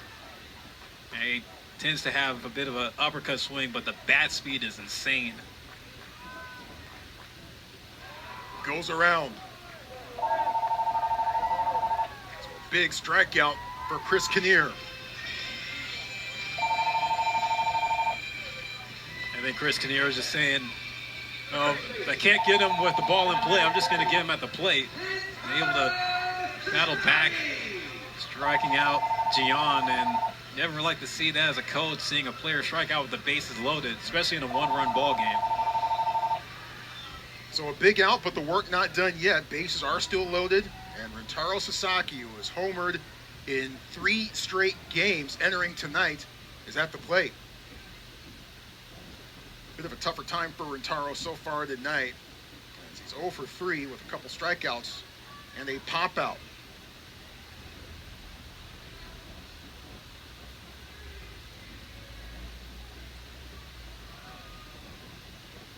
Sasaki turned 21 last Saturday. He celebrated his birthday with a home run against Miami. And that's news because Sasaki's now eligible for the Major League Draft. That's right. Well, he could go either way, either MPB or MLB. He's already been drafted in Japan. So that was done, I believe, back in the fall. Was taken in the first round by the Fukuoka SoftBank Hawks in the Japanese League. And as we're seeing Florida State trying to get a communications device swapped out, just to touch a little bit more on that, talking with Rintaro Sasaki before the game, he mentioned how growing up in Japan was really, like just a good environment for him as far as a player. But you can just see, like, the numbers don't lie. Compare it to how he started out his collegiate career, almost doubling his home runs total from last year, and even just a 2-point tick on the batting average as well. But the batting average for where it is, there's more that meets the eye when it comes to a player like him. Fastball against the outside corner, called 0-2. Yeah, look, a lot of people were disappointed by Sasaki's season last year, but then again, those were weighed against some pretty outlandish expectations. And he had about 7 or 8 close calls in the home run department last year. Him, of course, breaking the record with one of the best players in the world right now in Shohei Ohtani, as far as high school records. I wouldn't be a surprise of why the expectations were high on him. Fouled off. Count remains 0-2. How are things working out for Shohei? I know he's in the big leagues now. How are things working out for him these days? I think he's doing just fine. Yeah. I mean, he's doing some all-time stuff. Oh, that's kind of making you reset and rethink who the greats might be. Like the Shohei brings so much value to that Dodgers lineup, and speaking with Rentaro, he mentioned that Ohtani-san, as of course in Japanese culture he would address him as, it's been like a big brother in a way. Shohei, of course, being the star he was during his high school days, and Rentaro being the star that he was back in high school, and even with them coming from the same prefecture in Japan, makes it more special with the relationship that they have together. Yeah, but Rentaro, wherever he goes in his baseball career, he's going to do big things for sure. Like, he's way beyond his years when it comes to him as a player.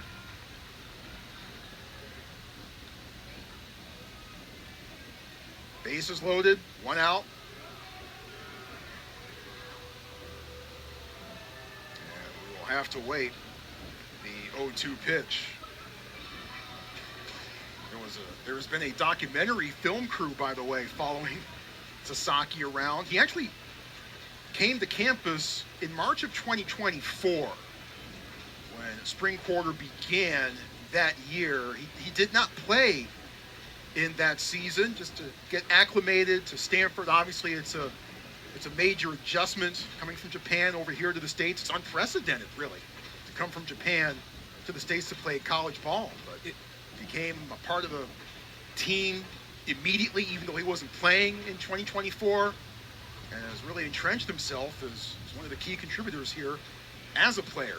He has a very unique story when it comes to a guy taking the college route when he could have gone pro in his home nation. And, of course, with Stanford having international representation and other places like Jimmy Nadai coming from Australia, Rentaro Sasaki, he had the chance to play pro back in his home country.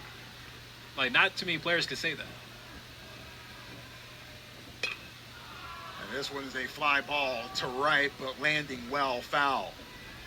And it bounces off the top of the hospitality tent in the pavilion, hovers above the Stanford bullpen. Bases loaded, 1 out.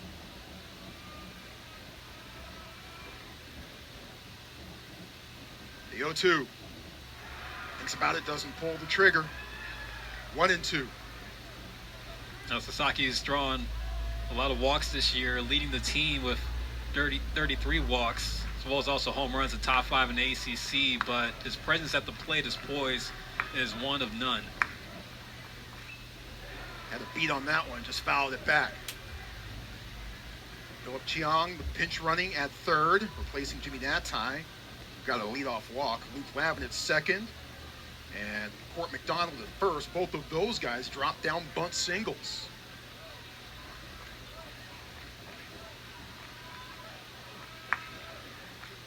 Kinnear with the 1-2 pitch. High strike called on the curve. And Sasaki is struck out for the 3rd time tonight. As another one bites the dust with the bases loaded. This pitch from Kinnear, he just hooked it back and brought the hook on Sasaki, dropping in the zone, and yeah, it was just a back-breaking curve to get the slugger from Japan. Teddy Tokheim singled in his last plate appearance. Before this plate appearance can begin, might have another change potentially afoot. Slow walk out to the pitcher's mound. Florida State, 8th ranked team in the country according to D1 Baseball as you look at the Seminoles bullpen. And this would be news here. 55 comes in, Peyton Manka. He has been on the shelf with injury recently. In fact, he hasn't pitched since late February. The big dude, too, being a lefty, 6'6", 256, man. Surprised he didn't get his name called in the draft this weekend. That was probably an uncomfortable plane ride for him, coming from Atlanta into SFO. Teddy Tokheim, 1 for 3. Swats that one down the third base line, foul.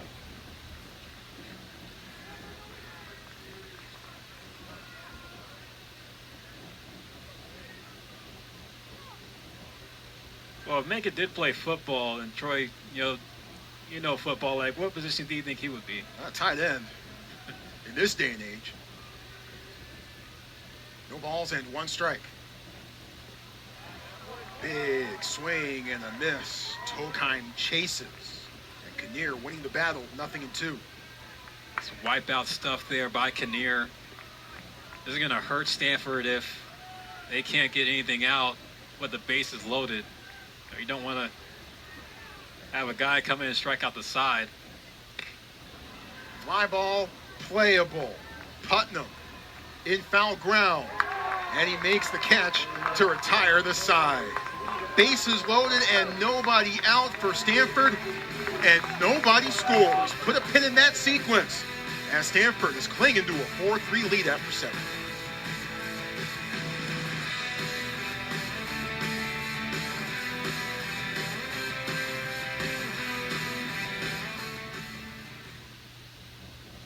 Philip Hall here with you, along with our ACC Network Extra cast and crew. Well-pitched game for the most part. And Stanford, the bullpen, by and large, has held things down in some big spots. And now they turn to their veteran senior, Trevor Moore, out of Golden, Colorado. Moore has been effective and has been Stanford's best arm out of the bullpen so far this season. And really overall, Trevor Moore, he's had, quite a clean slate going in. Always relied on in tough ball games or in close ball games with that 2.57 ERA. And of course, if it were to come down to it, he does lead the team in wins with 5 as a reliever. But he's going to try to lock in here. And they're going to need to get 6 more outs to put the Seminoles away. Moore appeared in the game on Wednesday against Santa Clara and was charged with a run. The first time that he'd been charged with a run in quite some time. So he had gone through 7 appearances without being charged with a run. Gabe Frazier at the plate to lead things off here for Florida State. Pitch just misses. 1 ball and 1 strike. We do have some defensive changes as third base umpire Luis Hernandez ruled that Frazier went around and the count goes to 0-2. Some defensive changes in the outfield for the Cardinal. We'll get those time and action permitting. The 0-2. Got him. Swing and a miss. Strike 3. Trevor Moore already off to a good start there, in with the strikeout. And just had Frazier chasing there on the breaking pitch. Talk about the defensive changes. At Brock Sill go to left field and Tatum Marsh off the Charger and right.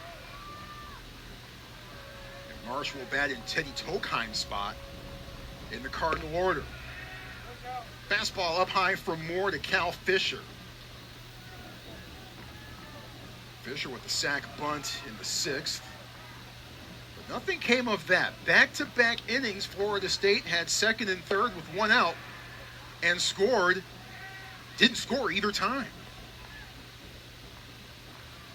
For Stanford, had bases loaded and nobody out. Bottom of the 7th, they did not score. High fly ball to left. Back is Brock Sell. He's got a beat on it. And he makes the grab on the track.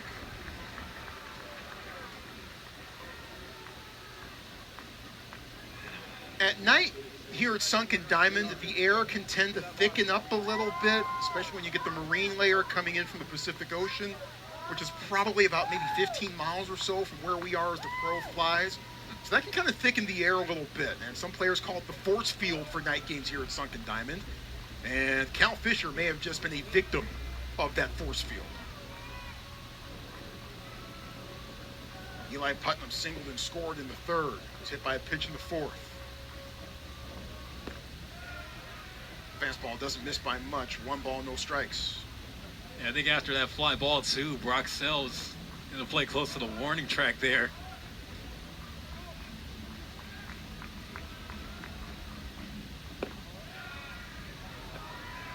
I will say, Troy, the one thing I never liked as a player, if I was coming off, there was a time where I was coming off the bench and had to come in on defense. It was always frustrate me if a big play or a loud out came directly towards me. The ball always finds you. Like, come on, like I haven't even had a chance to warm up my legs, and already deep fly balls that could have possibly been home runs are coming in my direction. Putnam ahead in the count 3-0.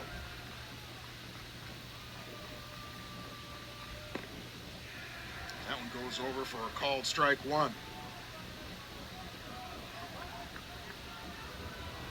And Carter McCauley on deck. He doubled and struck out twice in the game, but Trevor Moore trying to put away the tying run. Couple of hops to 3rd. Moran. Strong throw across the diamond, and that retires the side. 3 up and 3 down for the Noles in the top of the 8th. Cardinal looking for insurance in the bottom of the 8th.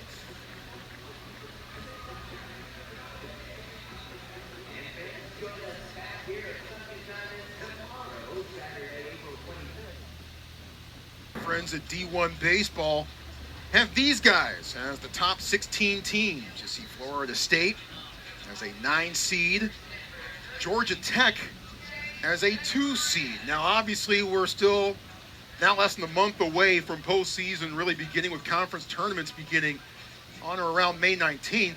So a lot can and will happen, but it's a pretty good looking top 16 there. Yeah, no surprise whatsoever looking at the list there. And, you know, it's going to be a dogfight for who's going to get to Omaha based on how the seedings and who's going to be hosting 4 regionals is going to look. But, yeah, this has been a fun year for college baseball, I will say. J.J. Moran down in the count, 0-1. And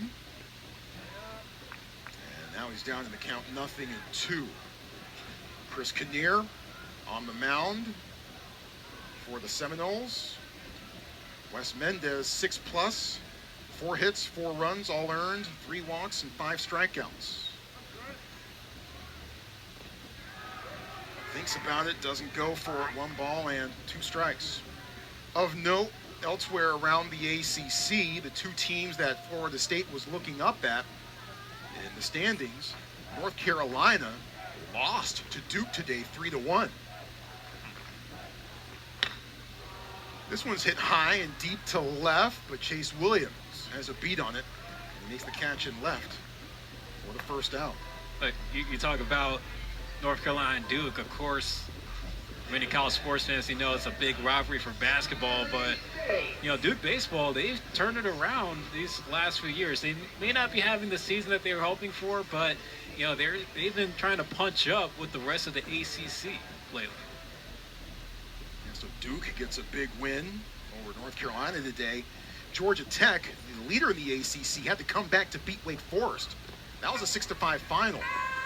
So as of this exact moment in time, Florida State is in third place all by itself in the ACC. However, that might be a bit in some jeopardy. Stanford's able to hang on to this lead and get the win. Big swing and a miss by Charlie Bates. County was out 1 ball and 1 strike. Bates hit by a pitch. Walked and scored in the 5th.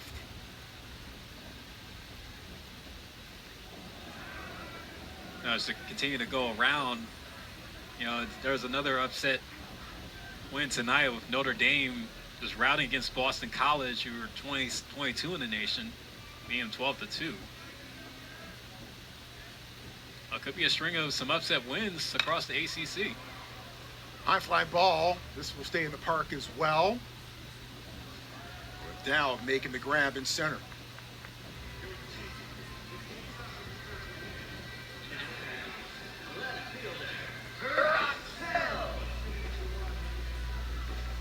Brock Sell making his first plate appearance of the evening. As Sell came in as a defensive replacement for Brady Reynolds in the previous half inning. Sell, the freshman from Stockton, California. Fouls off the first pitch. Sell had a big day last Sunday against the Miami Hurricanes. 3 for 4, 4 runs scored, a home run, and 3 driven in. And the Hurricanes saying, "Sell, Mortimer, sell." Trading Places reference. Curve in there, called strike 2. And yes, Trading Places is a Christmas movie. Die Hard is not. Oh, come on. But that's a discussion for a different time. You're crazy. No. I'm crazy, but that's not the reason why. Curve again, misses outside, 1 and 2. Kinnear trying to keep Stanford within sight.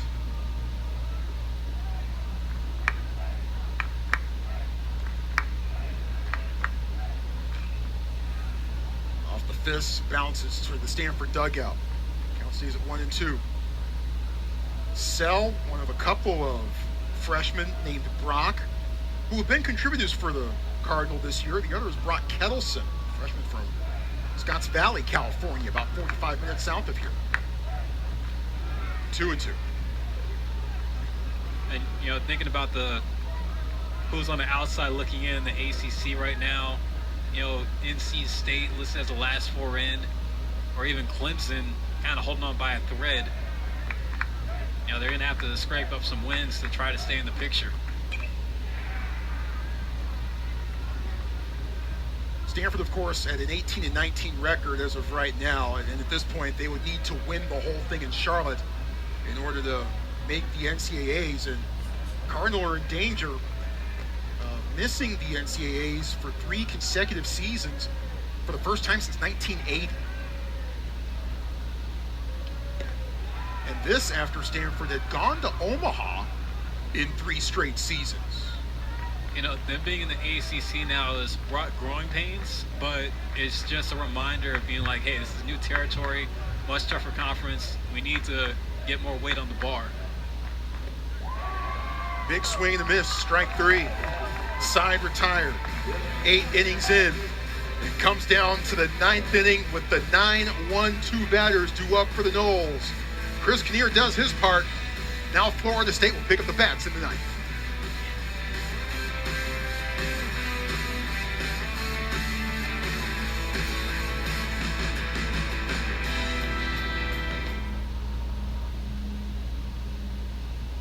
Stanford with 4 in the bottom half of the 5th.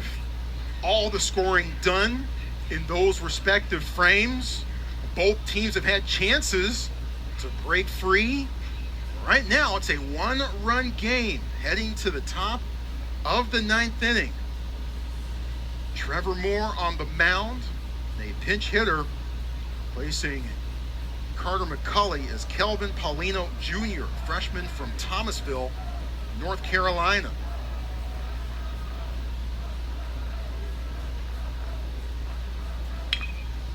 Lasered foul. 0-1. Doesn't waste any time there. He's coming off the Charger with a 302 batting average, a homer, and 21 RBIs in 2026. Florida State just needs one big swing to make this a game. Fly ball to right. Marsh. One away. Paulino, who is one of the top third baseman prospects coming out of high school, is retired. We go back to the top of the order. It's Braden Dowd. Dowd was a game-time decision. He's battling a lot of nagging stuff. He's not 100%. Has been in the lineup right from jump so far tonight. John Stutzer, another batter for Florida State, was also a game-time decision, but we have not seen him. Dowd 0 for 3. Walked his last time up. Moore deals high. Be a nice confidence-boosting win for Stanford, trying to knock down the number 8 team in the country to open up this weekend series. 2-0. And the best thing for Stanford being in the ACC now is that you get more opportunities to go up against top 25s. You know, and it's always hard for a team to keep that number next to their name, but it's much harder to work to get it. And hopefully Stanford could be back to that place one day.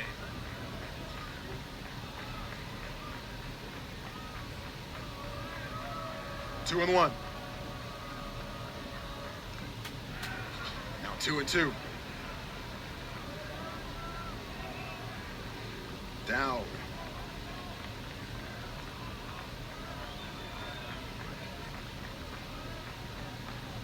Stands back in. Chase Williams on deck. Moore tries the curve. Dowd doesn't go for it. 3 balls and 2 strikes. Moore led Stanford in 2024 with 28 appearances that season.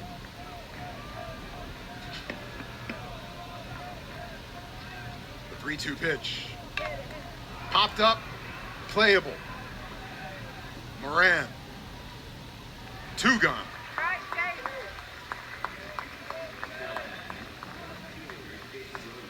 Well, that's probably about the most routine play that Moran has made so far here tonight. Made a fantastic grab in front of the Florida State dugout in the first, and then made a diving stop on a 5-3 ground out earlier in the game. Comes down to this. Chase Williams doubled and drove in 2 in the third. Florida State's 5-game win streak in jeopardy. Meanwhile, Stanford trying to make it 3 in a row for them.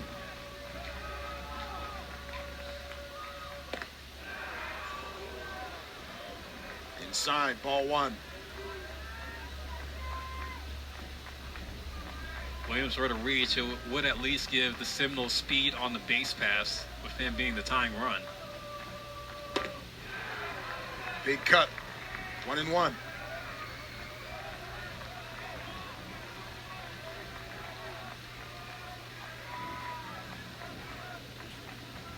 Base is empty, 2 out, 1-run game, top 9.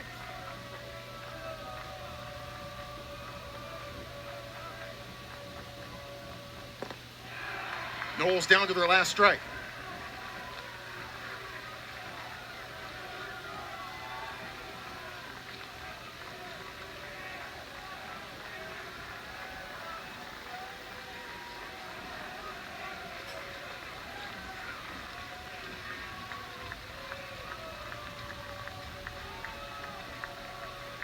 The 1-2 pitch and time called beforehand.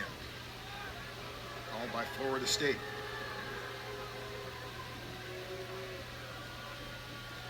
Two teams have met a lot in the postseason. I remember their matchup in Omaha in 1999.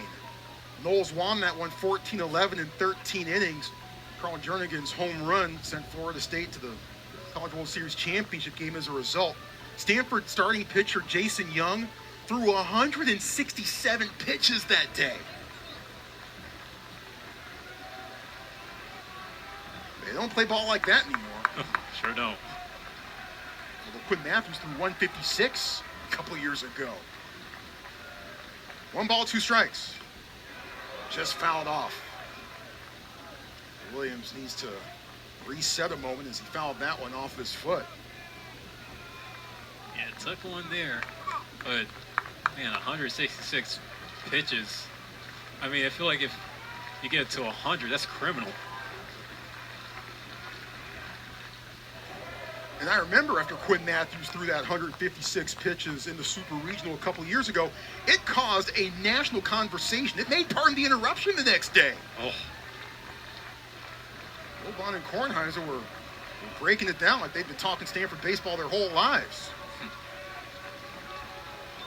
1 ball, 2 strikes.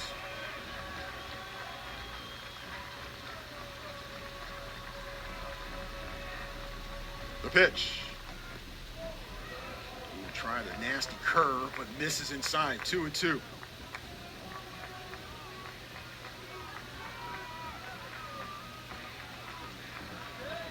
Well, we've seen a few breaking balls already. See if he goes back to the hard stuff. 2-2 pitch. Got him looking on the outside corner. And that's your ball game.